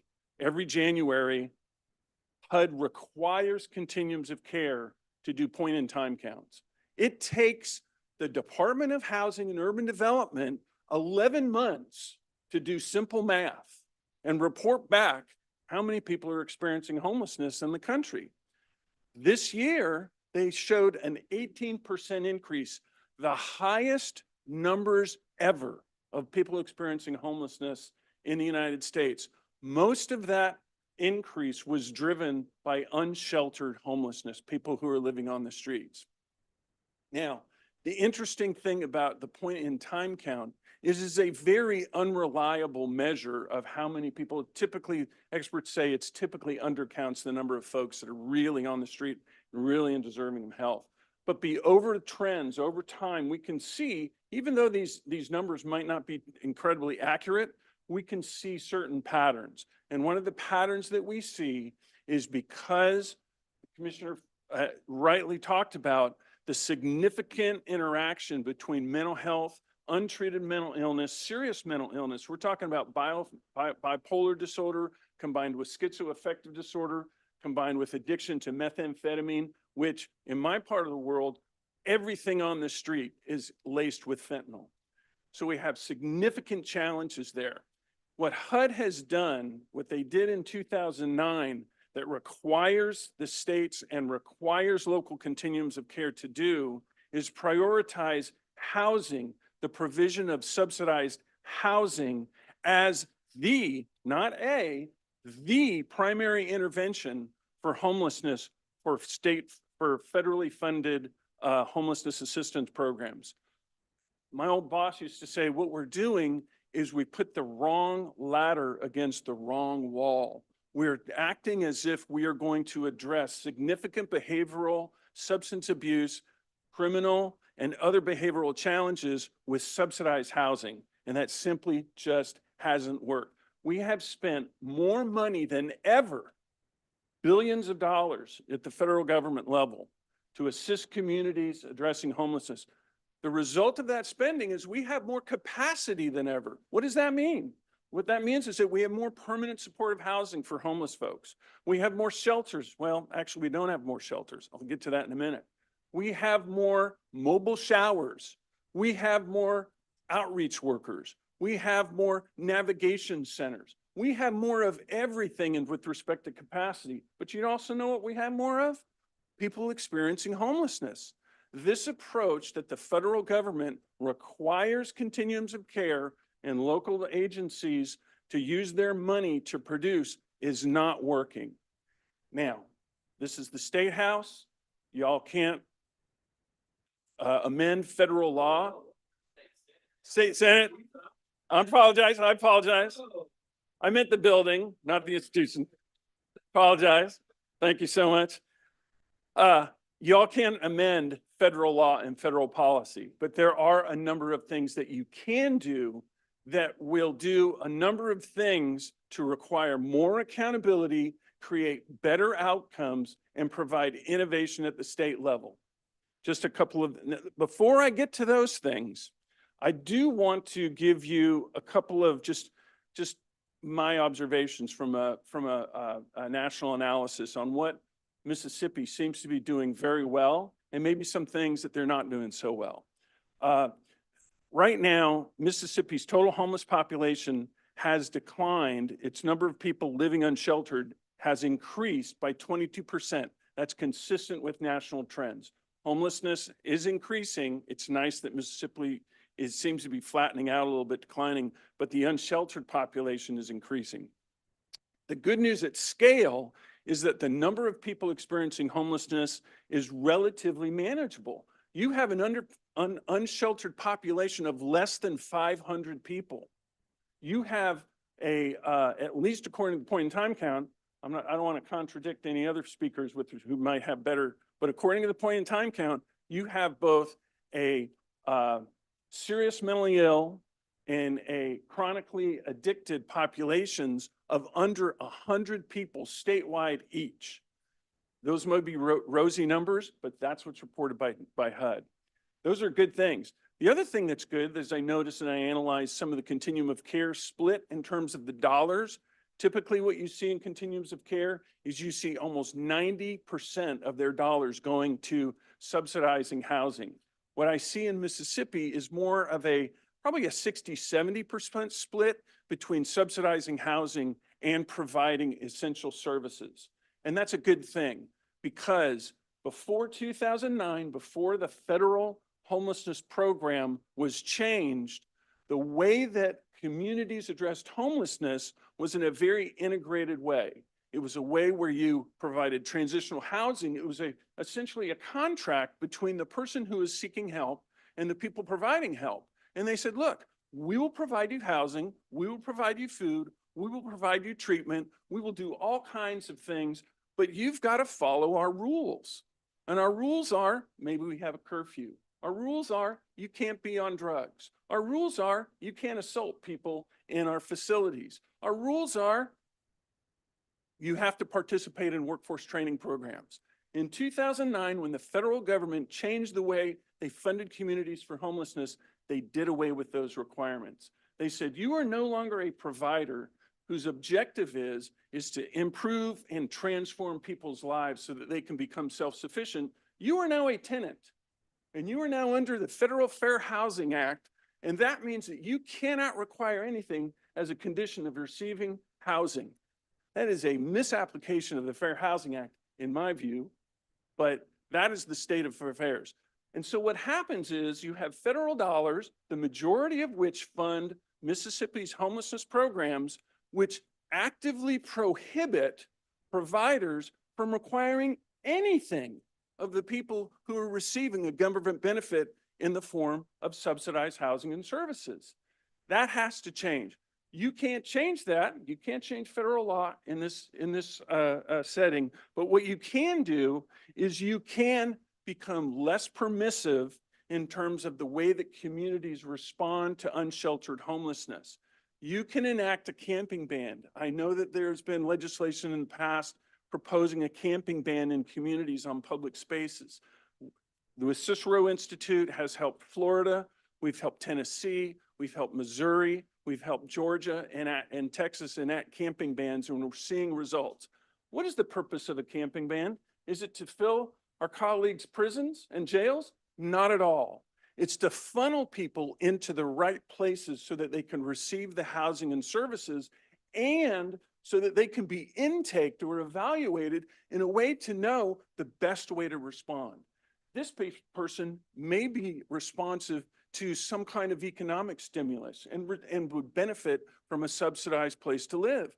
Another person may need to be completely removed from the homelessness continuum of care and put into some place that provides mental illness services, mental illness treatment, clinical treatment, as opposed to economic subsidization. That is something that the state can do by requiring, it's just like if you're trying to look for a place to park. There are these things called red curbs that usually tell you not to park there. When I experience a red curb, I know that there will be a penalty, or in other words, a disincentive for me to park at the red curb. So I'm going to go somewhere where parking is permissible. Camping bans have the same effect by allowing people to know, providers to know, communities to know that we have a uniform baseline level of incentive that says, if you want to camp somewhere, this is not it. The other thing that I wanted to recommend was require providers to report outcomes. One of the challenges, and you all received a copy of the annual homelessness assessment report that HUD reports to Congress. I got to tell you, I read these reports every year. They are probably the worst government document in the history of mankind because they provide almost zero usable data. Very little usable data for folks at the local level and folks at the state level. Why? Because they don't provide outcomes, they report process improvements. How much time has it taken for us to help this individual? What's the demographic look like of the people who are experiencing homelessness?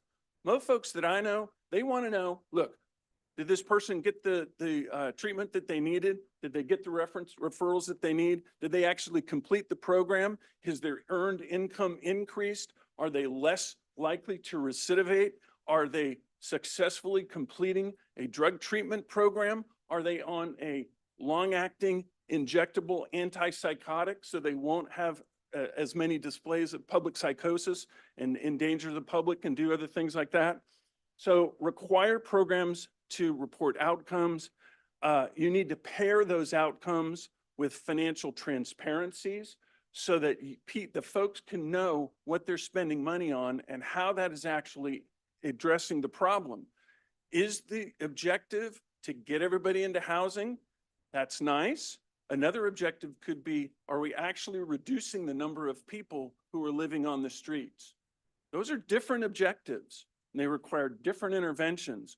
But by requiring programs to report outcomes, you'll actually have a handle on whether or not they're doing the thing that you're providing finances for them to do.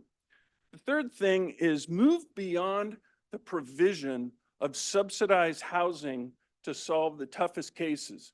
In other words, the state can create or the state can partner with existing programs to integrate treatment with housing. There's a great program that the federal government funded a couple of years ago, and they're taking, I think it's about a couple of states on every year that SAMHSA funds. It's called the Certified Community Behavioral Health Clinic Program. Are you familiar with that? You can talk about it so I don't mangle it. But this program is based on the prospective payment process that is done so well with federal health clinics. And the CCBHC program requires treatment for serious mental illness, requires treatment for substance use disorder, and requires 24/7 crisis intervention protocols so that the state's not on the hook, but that Medicaid provides the treatment and integrating these types of programs with providers who are housing and helping people who are on these, who have substance use disorders and serious mental illnesses is a great way that the state can come alongside some of these federally funded programs and make them better. If you do a camping ban, if you require your providers to start reporting outcomes instead of outputs, and if you start integrating your treatment with your housing programs, moving away from this notion and this narrative that housing solves homelessness. If you do those three things, two things will occur. One, you will allow the state and communities to focus on acuity to tailor interventions instead of the status of homelessness. The second thing that will happen is you will begin to make distinctions between what the Supreme Court has discussed in the grants pass decision regarding voluntary and involuntary homelessness. My recommendation is everybody should be reading that grants pass decision because it makes a very articulated understanding of what is the responsibility, what is the obligation of governments with respect to folks who refuse offers of housing and services. What is their obligation? My last recommendation is for the state of Mississippi to pass a resolution urging federal reforms to how communities can use homelessness assistance awards. The year-over-year increases in homelessness are a direct result of bad federal policy. And the folks who are paying the bill are the states and the communities. So by having a policy focus on what is happening on the federal level, understanding what your communities actually need, not what the federal government is paying them to produce, you will be able to articulate to your federal representatives, these are the reforms that are best going to help the state of Mississippi. With that, I thank you very much for your time, and I'm open for any questions.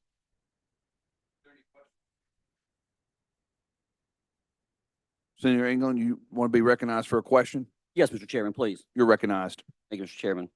Mr. Webster, you mentioned, the issue in Los Angeles, and we see it on the news. And then you mentioned federal programs, and I mentioned this when our first speaker was up. A lot of times, I think the government focuses on treating a symptom rather than the overall cause of something. And I appreciate Mr. Maxwell making us all hungry using a pie analogy and cake analogy earlier. But I think of it as like, in a medical analogy, if you have somebody that's complaining of pain and you send them for pain treatment, suddenly the smallest little pain ends up being a huge pain to them because you're treating the symptom, you're not treating the overall issue. Are you privy to any numbers that show that where you treat homelessness just as you end homelessness by providing shelters and by putting people in homes? Do you see an increase in homelessness in those communities as opposed to what you're hoping to see, which is a decrease in homelessness? What I'm getting at is kind of like we talked about earlier, if you have a community that provides shelters and provides these benefits, are you seeing more folks moving to those areas for those reasons because they're maybe culturally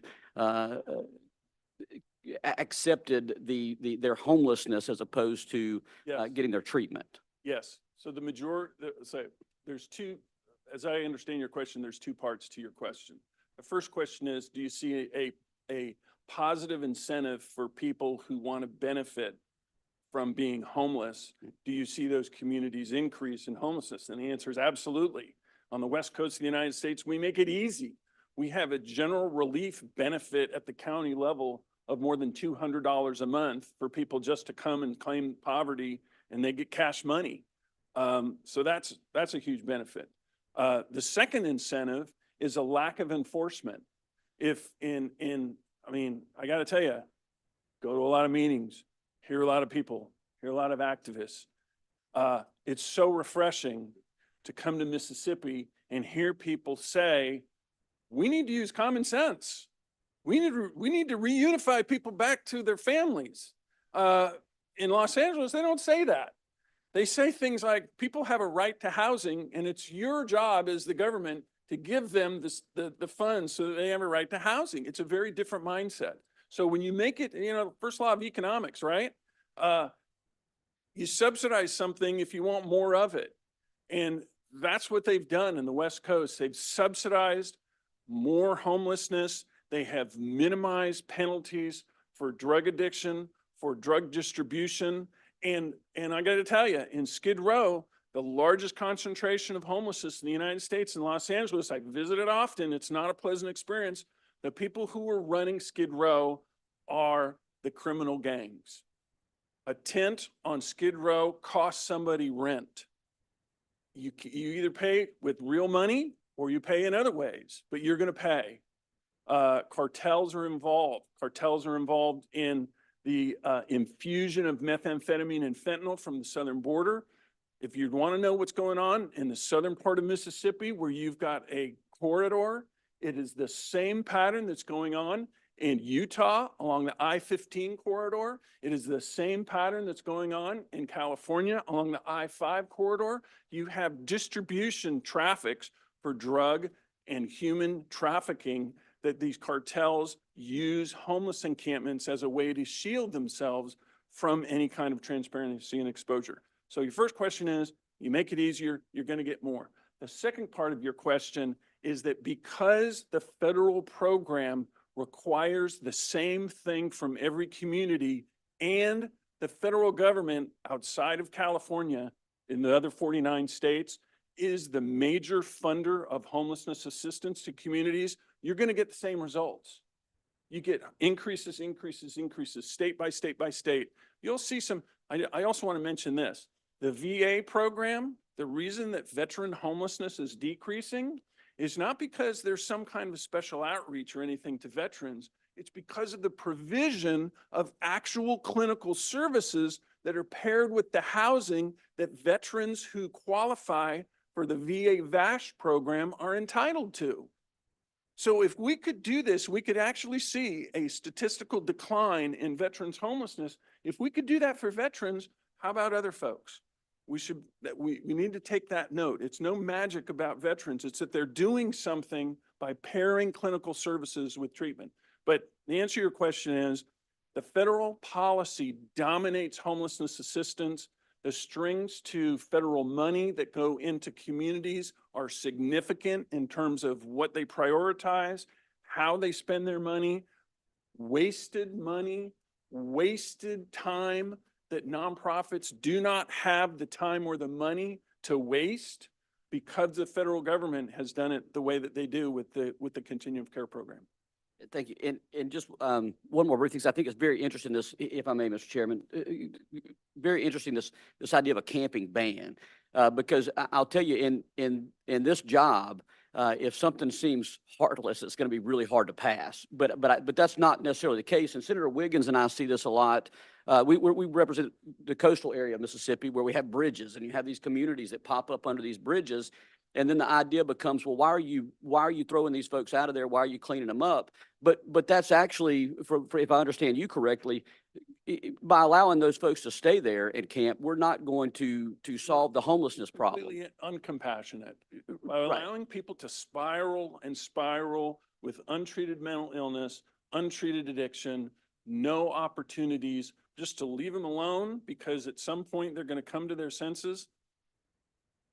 You know, I can't endorse that. We have to be active and we have to be involved. Just like when we're active, involved, here's the beauty of a camping ban. A camping ban allows everybody to be on the same page to know what is permissible and what is not permissible. Businesses knows what's permissible.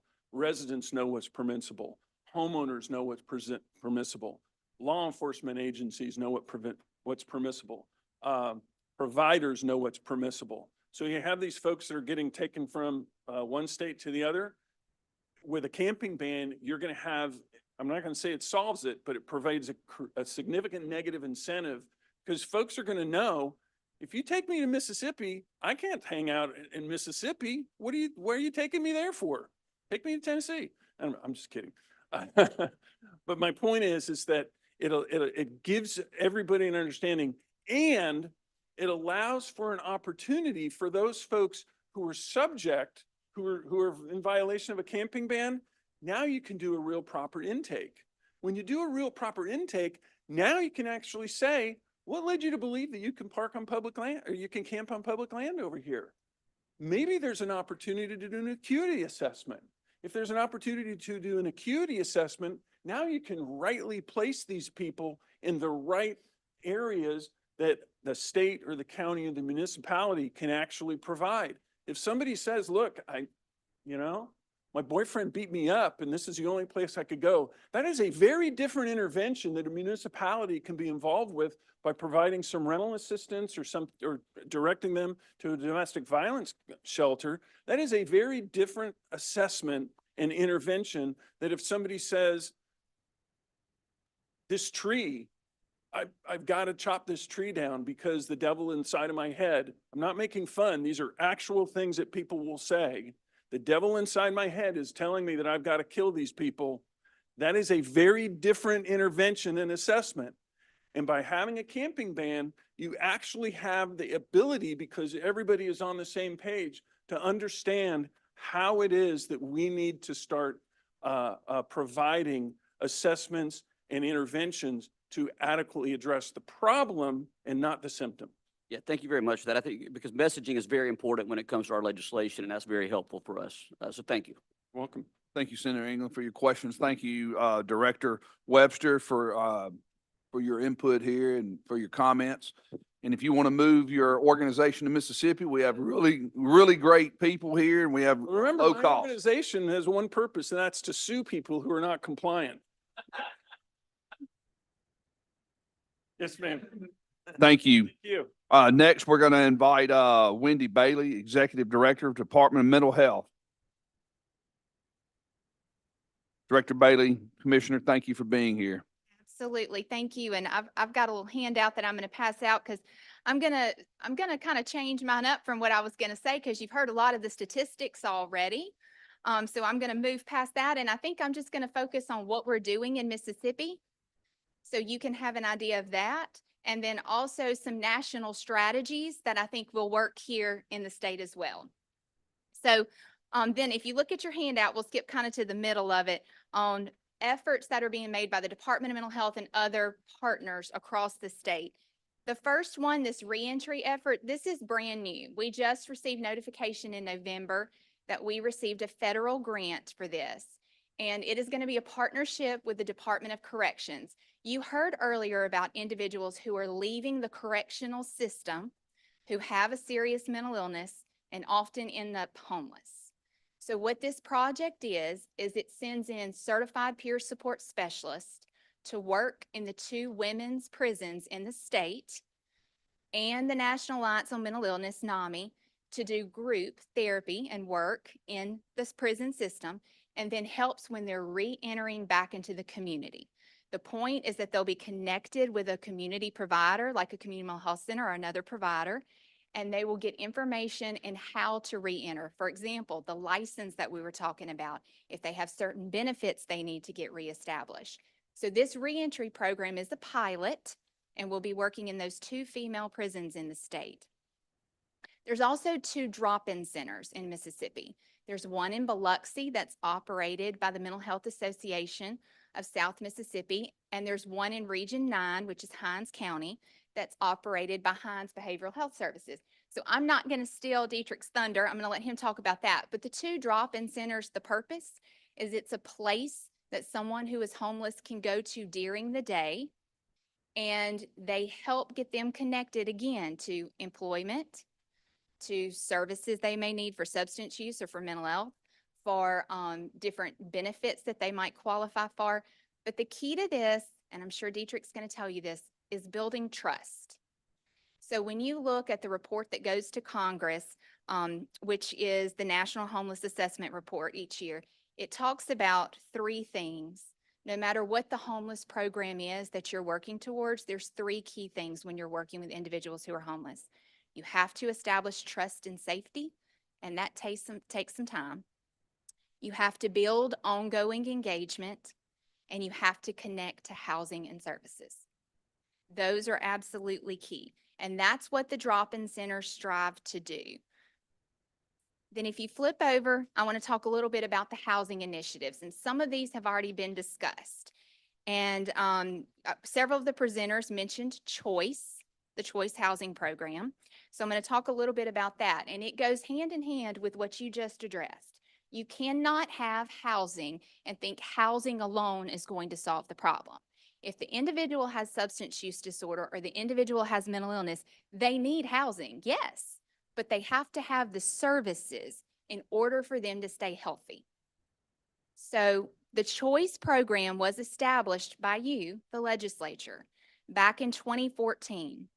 And you provide funding directly to DFA. And then we provide additional funding to Open Doors.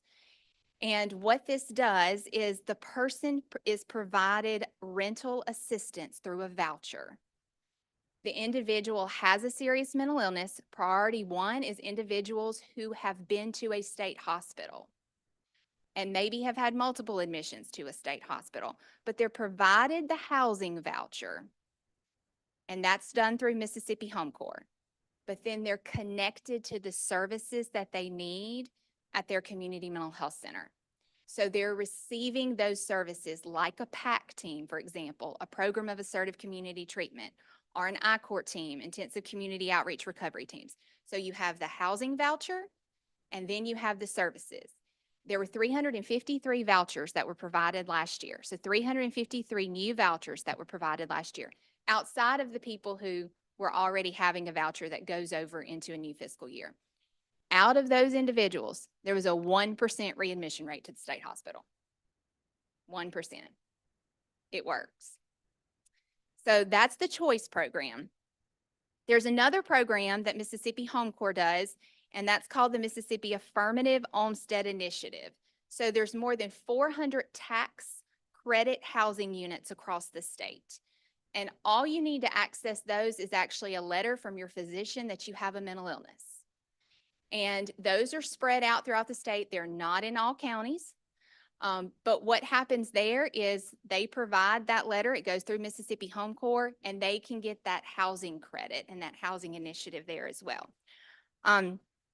In addition, the Department of Mental Health provides grants to the community mental health centers for group homes or supervised and certified living. And there were 260 of those beds across the state that had a 3% readmission rate. Individuals who have stable housing and individuals who are receiving treatment as well, they're very unlikely to be readmitted to a state hospital. It does go hand in hand.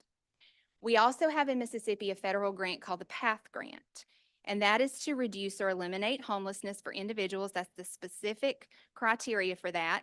It served more than 252 individuals last year, and you can see the targeted services for the PATH grant.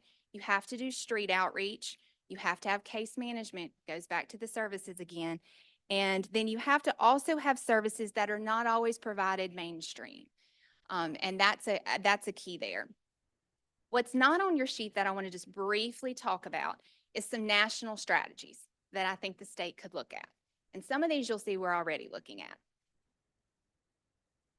Looking nationally, it is stated that if you look at new approaches to train professionals to increase community health workers and peer support specialists to work with the homeless, it works.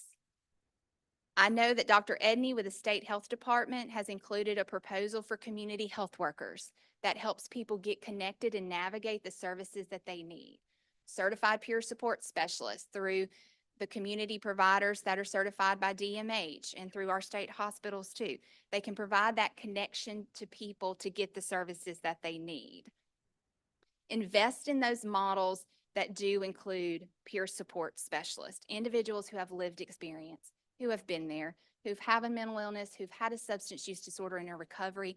They can talk the talk because they walk the walk, and it works. And that's incorporated in the drop-in center as well.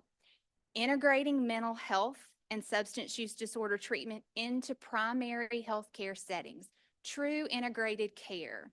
And we're seeing that expand across the state, but we need more of that. That goes into the pilot that was just discussed, the CCBHC, Certified Community Behavioral Health Clinics. It's a federal model. We had a planning grant this last year in 2023. The Department of Mental Health received a planning grant. And we are going to work towards applying for a demonstration grant the next go around. What it does is it certifies a community mental health center to become a CCBHC. It's a higher standard of care. It's integrated care. It's same-day access. It's crisis services. It's a new standard, and it is working in other states. The reason it works is just like he discussed. It's a PPS model, so you have an encounter rate. Instead of billing for all kinds of different services, you have an encounter rate, and you can wrap other services into that. Expanding housing options, but expanding housing options like choice and like MAOI, housing options that incorporate treatment, making sure that we look at that. And then also, I know it was mentioned earlier, CIT training and law enforcement training. The legislature, you passed legislation in 2023 requiring all law enforcement entities to have at least one CIT trained officer. And you heard mentioned earlier that when someone responded to someone in homelessness, they took the CIT officer with them. They have the training to respond to somebody who has a behavioral health crisis or a mental health crisis. The resources have to be there for law enforcement too, but having that training and then being aware of how to respond to somebody and how to connect somebody to resources. And that's something we're already doing in the state. So really by addressing these issues that interconnect, that is how you'll move the system forward. That is how you will help create more opportunities for individuals who are homeless. So I know I talked fast, but let me know if you have any questions.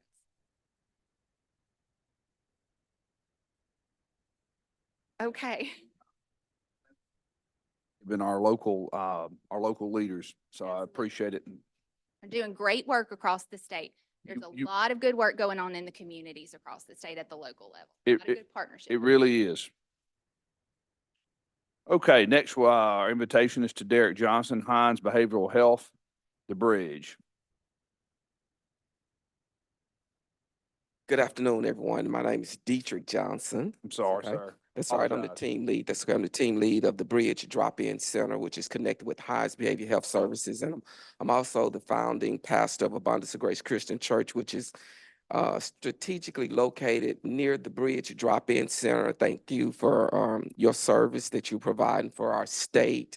And it's thank you for your compassion that you have for the homeless population that we're trying to alleviate in this state. And thank Wendy for her service at Department of Mental Health, because they have truly been back and supporting us on our journey to try to end homelessness. And so we do have a homeless problem here in the state of Mississippi, and we see it in Hines County, and I'm sure you all see it being down here at the Capitol. You see a lot of homeless people that are around about the community. And the bridge is located at 628 West Capitol Street, which is not too far from here. And we're located in the vicinity so we can target the homeless population. And being a part of Region 9 Mental Health Center, we noticed that a lot of the homeless individuals, as you've heard earlier, have a lot of serious mental illness issues. And so how can you solve the homeless problem without really addressing the serious mental illness problems that a lot of individuals are serving? And so we wanted to move in that area so we can develop relationships. And you heard earlier that it's about forming relationships and allowing them to have trust in you, and being able to see that you're a compassionate person and you really care about where they are and you're really interested in trying to move them forward in a way that's going to really benefit them. And a lot of the individuals that we serve at the bridge, they look like a lot of us in here today. And a lot of, I've seen individuals that come into the bridge that we've had to provide services for that are members of my family, members of my community, people that I never would have thought would have been in need of our services at the Bridge Drop-In Center. And so throughout the course of the year, we serve a number of people, and I have some numbers to share with you on some of the service that we serve. On an average year, we serve about 871 individuals. At the bridge, they can come in and take showers. We average about 2,880 showers a year. We also do their laundry for them as well, because when you're homeless, you have nowhere to really do your laundry as well. So we washed approximately 2,400 loads of clothes throughout the year. So those numbers are great. Those numbers are impactful, and those numbers let you know there's truly a need for the services that we're providing at the Bridge Drop-In Center.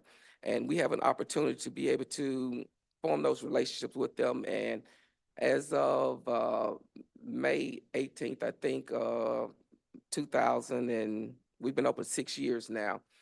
6 months after being open at the bridge, we've had individuals come with us and they said, well, they call me Pastor D. They said, well, Pastor D, y'all have done more for us in 6 months than anybody's done in years since I've been homeless. We've been able to get people housed that were living on the streets. We've been able to get people get services for their mental illness issues that had been unaddressed and untreated. And it's a wonderful thing to be able to see somebody move from a position in their lives where they feel hopeless, helpless, and without anybody showing compassion to them. So now moving into a position where now they have their own apartments. And they have their own homes and they're able to sustain themselves. And when we're in those positions to be able to help the individuals that we serve in our state, it makes our whole state looks better. And so the homeless population that we're serving right now, it's a very important population of people. And I just want to thank you all again for the services that you're providing for the homeless individuals. And I just want to share this with you as well. Matthew 25:34-40 says this. It says, then shall the king say unto them on his right hand, come ye blessed of my father, inherit the kingdom prepared for you from the foundations of the world. For I was hungry, and ye gave me meat. I was thirsty, and ye gave me drink. I was a stranger, and ye took me in. Naked, and ye clothed me. I was sick, and you visited me. I was in prison, and ye came up to me. Then shall the righteous answer him, saying, Lord, when saw we thee and hungry and fed thee, or thirsty and gave thee drink? When saw we thee a stranger and took thee in, or naked and clothed thee? Or when saw we thee sick or in prison and came unto thee? And the king shall answer and say unto them, verily I say unto you, inasmuch as ye have done it unto one of the least of these, my brethren, ye have done it unto me. And so I just want to thank you all for your commitment that you have and your compassion that you have to do something to try to alleviate the homeless population, because truly this increase that we are seeing in the population of homeless is really happening under your watch. And I thank God for you having the compassion to want to be able to do something to address this. And you will be rewarded for the time and the works that you're providing for the homeless population. And again, I can give you these numbers, but I have some stories that I can tell you. A story about like a lady named Miss Charlotte that came to Mississippi from Florida to visit her mother that was living in a nursing home up north. When she had some mental illness issues, she got sidetracked and she found herself here in Jackson, Hinds County. A Caucasian lady of probably about 60 years old came into our facility one day, not knowing anything about what services we provide, not having a relationship with anybody here in the area, but we formed a relationship with her and come to find out that she has family members in the state of Mississippi who she hadn't talked with in probably 10 years. And she's living on the streets of Jackson. And we know how dangerous that can be. And come to find out, she had about $20,000 in her bank account. And so we started the process of connecting her with her family members, had an intervention with her family members at the Bridge Drop-In Center. We're able to reconnect that family and also get her back to Florida. Or the stories like a person like Ned, who was coming into our facility, who had a drug addiction problem. And we was trying to convince him to get help for his drug addiction problem. Unfortunately, we were unable to move Ned into a position to where he was able to get drug addiction help. He died in the process by getting hit by a car on Highway 80 in Gallatin and lost his life. And that same day, his sister's birthday, it was his sister's birthday, and she was in intensive care in Pennsylvania. And thank God I was there and I was able to console him, lead him in prayer, and just try to lift his spirits up prior to that. And we have many, many other stories of individuals where we have an opportunity because of some of the impact that you have, the legislations that you have written, so we can have an opportunity to be able to help somebody because they are truly humans. They have personalities, they have goals, some of them, they have desires, and none of them at the age of 3 woke up and said that I want to be homeless. And so I just want to encourage you to just continue to do the things that you know to do that are right in order to have a positive impact in some of the community and the people that I see. And at the Bridge, I tell people the Bridge is where the rubber meets the road. We see them a lot of times before they leave this earth, whether they're murdered on TV, accidents, hit by cars, walking, driving, riding a bicycle, or whatever it may be. But we have an opportunity to be able to do something positive for them. And it's only because of legislators that you have written, and thank God for the Department of Mental Health, Wendy, and their support of supporting the Bridge Drop-In Center, where we've been able to get a lot of these individuals treatment with their mental illness. But it takes time. It takes a period of time where they can feel that you really care, they can trust you, and they're willing to get some of the help that you're providing for them. And at the bridge, we have like 4 peer support specialists, and Wendy talked about that earlier. I want to thank you for that support for the peer support specialists. And our peer support specialists are individuals who have lived history. They have been homeless. They have been on drugs. And so the best person to talk to somebody that's on drugs or that's homeless is someone who has walked in their shoes. And so it gives them an opportunity to be able to open up and receive some of the information that we're providing for them, participate in our groups, our activities, move to a state, okay, yes, now they begin to see that I do have some mental illness issues, and now I'm willing to get some help for that. Of course, it takes funding to be able to do all of that. Transportation, a lot of times is an issue. We get individuals jobs, and if you have to be at work at 10 o'clock at night and you get off at 6 o'clock in the morning on Sundays, the bus system doesn't run. Well, I have an individual that called me this past Sunday. He said, well, Pastor D, I was headed to church. I just got off work Sunday morning. I know the bus not running, but I'm walking all the way from I-55 over by Target to try to make it to church. So I said, well, that's okay, I'm on my way. So those instances I know things that we can't really control, but if it's things that we can control to help job readiness program, because I have individuals that come out of the prison system, like we just heard about, who are now looking for employment, but they're convicted felon. They'll tell me, well, Pastor, I filled out this application, but they won't hire me because I'm a convicted felon. And so we need more opportunities for those individuals as well, because we're gonna all come in contact with some of them some point in time in our lives somewhere. And so we just want to make sure that we're doing everything that we can that's possible to be able to have a positive impact in somebody's life. I said, because it could be our daughters, our sons, and we may not even be here, but we want to set up a platform where everything is already sustainable. So we're not here, we're able to help them. Questions, comments, anybody? Good question. Thank Okay. you for your work, clearly doing the Lord's work, and we appreciate it. A couple of years ago, I read an article in one of the publications or the news outlets where Jackson had the highest percentage of HIV positive males in the homeless community anywhere in the country. I don't know if with any of the Ryan White funds, we've been able to help curb any of that, or if you're still experiencing a high percentage of the homeless men and women, for that matter, in the Jackson Central area that are HIV positive. Of course, yes, we do have homeless individuals that come into the bridge that have been diagnosed with HIV. Of course, those are things that are very confidential that we just maintain with our staff when they give us that information. And then when we find out those individuals that are living with those with HIV, then we start the process of trying to place them in different facilities because there are some funding and stuff to be able to help them as well. But there are individuals that do come into our facility that are impacted with HIV. You able to connect them with any of the medical drugs, the newer drugs that are, I guess, helpful in extending their life and alleviating a lot of the problems? Yes, we're connected with the Jackson Medical Mall.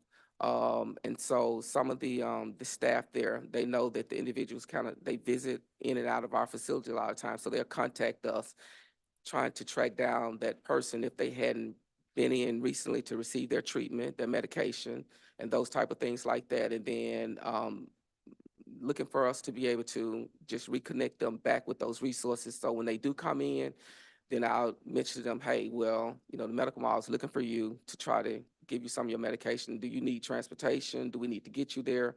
How do we need to do to make sure that processes continue to go on? And so it is a relationship that you do have with the other agencies where you're trying to make sure that they're receiving all the services that they need to kind of make sure they live a healthy life.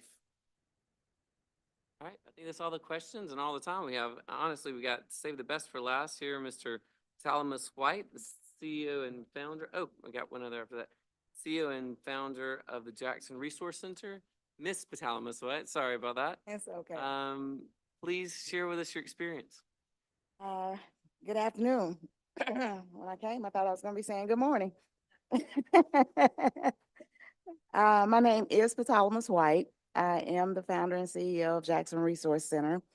We are a local nonprofit that started off assisting the homeless in Poindexter Park in 2012. From 2012 to the pandemic, we were in the park every Sunday, fellowshipping and helping with no resources, the way we could. From that, what we found out is that by building relationships, you can literally change the world. And so, like I said, we had no resources, but we were able to build relationships in Poindexter Park and help individuals who were homeless to change their lifestyles and to get into housing and to become productive citizens of the city of Jackson. And sometimes we even bought bus tickets to help people get back home. 2020, 2021 is when we first opened our first permanent supportive housing campus. To date, I think we are the only one here in the state of Mississippi with a permanent supportive housing campus. And what that is that we have supportive services on site with permanent housing. So we were fortunate enough to purchase an old nursing home, renovate it, and turn it into housing, dorm style housing. So every individual has their own space. I brought one of our tenants with me today because I would love for you guys to hear from somebody who's been there and done that, because a lot of individuals that spoke today, they've already covered all the basics. But to hear how housing and supportive services, comprehensive supportive services, can help change a life is totally different. So I'm gonna stand out the way for a moment and ask Josh if he will come up and just give you his testimony. All right, hello, how are y'all doing? My name is Joshua. I'm 36 years old. I have been recovering addict for a little bit over 4 years now. I spent my entire adolescent life and adult life in addiction and alcoholism. Been sober now a little bit over 4 years. I got sober. I joined a ministry called Care Center Ministries. It was a year-long discipleship program. They introduced me to Jesus. Jesus broke the chains off of me. I graduated the program, transitioned into my own house with work stuff and just stuff that was going on. I ended up being in a position where I was going to lose the house, and then somebody introduced me to Miss White, and they made a way for me to get into the Jackson Resource Center. If it wasn't for the Jackson Resource Center, I would have ended up homeless again, and pretty much probably would have started drinking and doing drugs again, and probably would have ended up in prison or dead. So I am really grateful that God made a way for that to happen. A couple months ago, I was in a car accident. Car got totaled. It wasn't my fault. People ran off. And thankfully, I was at the Jackson Resource Center and was able to save up some money over the few months that I was there, and was able to go out and buy me a brand new 2016 vehicle. And I'm there, and I'm hoping to transition into one of the tiny homes, right? The tiny homes that they're building. That's my main goal, is to stay at the Jackson Resource Center until they get them up and running so I can get in over there. Side note, I think it's awesome what y'all are doing. So, Mr. Josh, what do you do for a living? Like, you don't have to tell us the company, but what do you do for a I living? work at UPS. I started at UPS a few years ago. Before that, I just did odds and ends. I'm a professional landscaper by trade. I do that when I can. I got my own little side business I do on the weekends called Agape Lawn Service, and I got about 12 yards I take care of by myself and just stuff like that. Any questions from the committee? So cool what y'all are doing here. Mr. Chairman, if I may. You're recognized. Yeah, and it's not as much a question, but just a comment. I just want to tell you, Josh, right? Yes, Yeah, what you mentioned about the ministry helping you get into this. I've noticed we have several community organizations that use ministry to do that in my county. Okay. And I've just, I don't know if there's stats on this, but it seems like there's a very high success rate whenever the ministry is used in those. And Yes, when Jesus and God gets involved, it's very high. well, I'm thankful you got to that and were able to be ministered to and have the success that you've had. And congratulations on 4 years of sobriety. Yes. Because it is fixable. Drug addiction, alcoholism, and homelessness is fixable. And what y'all are doing here right now is a huge step to getting it fixed. Working together like this and coming together as a state and working on it's awesome, y'all. That's so cool. Really appreciate you coming forward and sharing your personal testimony with us. That's moving. Thank you. Yes, sir. Thank you, Ms. White. So Ms. appreciate White. you Thank y'all so much. We're together. Would you like any closing comments? So I was asked, what are some of the challenges that we face in assisting individuals who are homeless or threatening homelessness? What I wrote down was, first and foremost, most individuals who are homeless don't want to be homeless. Um, they want to be housed and they want to be productive. And so if we could figure out a way for us to collectively work with individuals, again, everything you've heard today is right on point with what my notes are saying, because we need to be able to work collaboratively. We need to be able to know who's doing what for whom, where, so that we can collectively get individuals through the system instead of cycling them within the system. We don't have enough housing. What Jackson Resource Center focuses on is housing with services. Permanent supportive housing instead of transitional or emergency shelter, because we do have some emergency shelters here in Jackson. So, excuse me, we didn't look to do emergency shelters. We didn't look to do transitional housing because we do have some transitional housing here. We look to do permanent housing, and permanent housing sometimes comes in the form of subsidized, if you will. I know that's a bad word right now in the room, but subsidized housing in the sense of they have a responsibility and they can only pay what they can pay. So the individuals that live in our housing pay 30% of the rent, 30% of their income towards the rent that's attached to the unit. And it's on us we're tasked with subsidizing the balance. We don't have a grant from the federal government to do this housing. So subsidized housing assists the individuals who don't make enough money to afford the retail rates of rent, who don't have the credit report to get a house. It gives them the opportunity to come in and to be able to build. So what we do with permanent supportive housing is, because we're right there on staff, on site with them 5 days a week, sometimes most of the time 7 days a week, in their face saying, hey, where are you going? What are you doing? Don't you have an appointment? Then that assists them into getting into a routine of being responsible, taking accountability for themselves. Housing first, I love housing first because it says, okay, we need to put individuals in housing. But housing first without comprehensive case management does not work. To put an individual in a house and to pay their rent for 3 months is not going to change their life. You have to have case management. We lack case management. We lack more housing. Like Josh said, we did get a grant to build 80 tiny homes here in the city of Jackson. You guys are more than welcome to come out and look at the model. We are so excited about it. We have an 18-acre plot of land over off Capitol Street where we envision doing an 18-acre one-stop shop campus for anybody homeless or threatening homelessness. Now, if you will, envision a college campus where when we send our young people off to college, basically everything that they need is right there on that campus. They don't have to leave the campus for just about anything, including medical. They have a medical facility on the campus. So we envision having all of these items on the campus. We have workforce development, and we're not going to do all this, but we're wanting to partner. We are garnering partnerships right now from the community to get those who are specialists in these different areas to come and have a presence on this campus.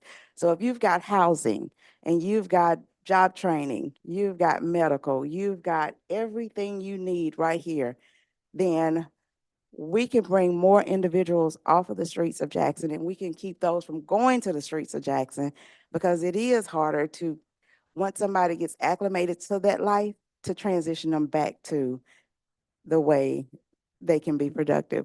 So what we are trying to do is to get more housing. If we could have a statewide software program where we could all communicate as not just nonprofits, but as government agencies, as local law enforcement, as hospitals, doctors, if we could all be on one system to communicate, because we've lost some individuals just because we didn't know where they were. One year we had a lady that would come to the park and We missed her for about a month. And then we found out that she froze to death. Well, if we had had a way to track her and know why she missed that one Sunday, we could have let her family know sooner than 3 months out what happened to her. You know, it's little things like that that you don't really think about until you're going through it. But we are trying our best to pull together and to get a collaborative effort of partnerships through the homeless nonprofits, the agencies, the local uh, churches, the local hospitals. That's what I'm trying to say. We're trying to garner more partnerships and get everybody on one system so that we can talk to each other without talking to each other. Before you leave, please, would you write your number down for me and give it to me? I do want to come see your facility. Okay. Okay, we're gonna have one more guest. Last year, when we presented a homelessness bill on the floor, there was some debate, questions about whether or not what we were trying to do, creating a homeless encampment contingency fund within municipalities, authorizing them to do so, whether or not that was legal. So I invited John McCormick, who represents the Mississippi State's Auditor's Department, to come and to just quickly testify as to what we're doing. Would it be compliant with state law and constitutional parameters? And I yield to you, sir. Yeah, and I'm John McCormick with the Auditor's Office, and yes, Senator Mann asked me to come in and kind of clear up how this got hung up during the process last year on, there was a statement that the Auditor's Office would come after the municipalities and the counties if the encampment bill were to go through, whereas the cities and counties would use public equipment, labor, and money to clean up homeless encampments. So while typically donations are illegal through the through cities and counties, the legislature has specific authority in the Constitution through legislation to create a donation. And I thought the easiest way to just tell y'all would be the four that we see at the Auditor's Office the most. Just to give examples of how we're already doing this, Section 19342 allows counties to build school bus turnarounds as well as maintain private cemeteries up to 150 feet off the center line, the driveways and parking lots. Secondly, Section 331549 allows municipal or county-owned equipment for debris cleanup after an emergency. 211913 allows municipality to maintain the flow of water if it's in the best interest of the municipality. Counties have a similar statute. I just didn't have that one on hand. And lastly, 19515 allows for burying of livestock that died as a result of an epidemic using county equipment by a county supervisor. And with all those things, the reason I use that last one and the first one is, well, the donation is legal. Where we see the problem most of the time is when people start abusing that power. So say school bus turnarounds, you got a school bus turnaround and no kids within 5 miles. That's when we run into that problem occasionally. And then we actually run into the burying of livestock quite often. It's written now that has to be certified by a veterinarian. So the stop gaps in order to make sure that someone, doesn't take the homeless encampment, take advantage of the government to start cleaning up their private property when say there never was a homeless encampment, or they're, start abusing the system. So I was just gonna clear that up, and that's all I got.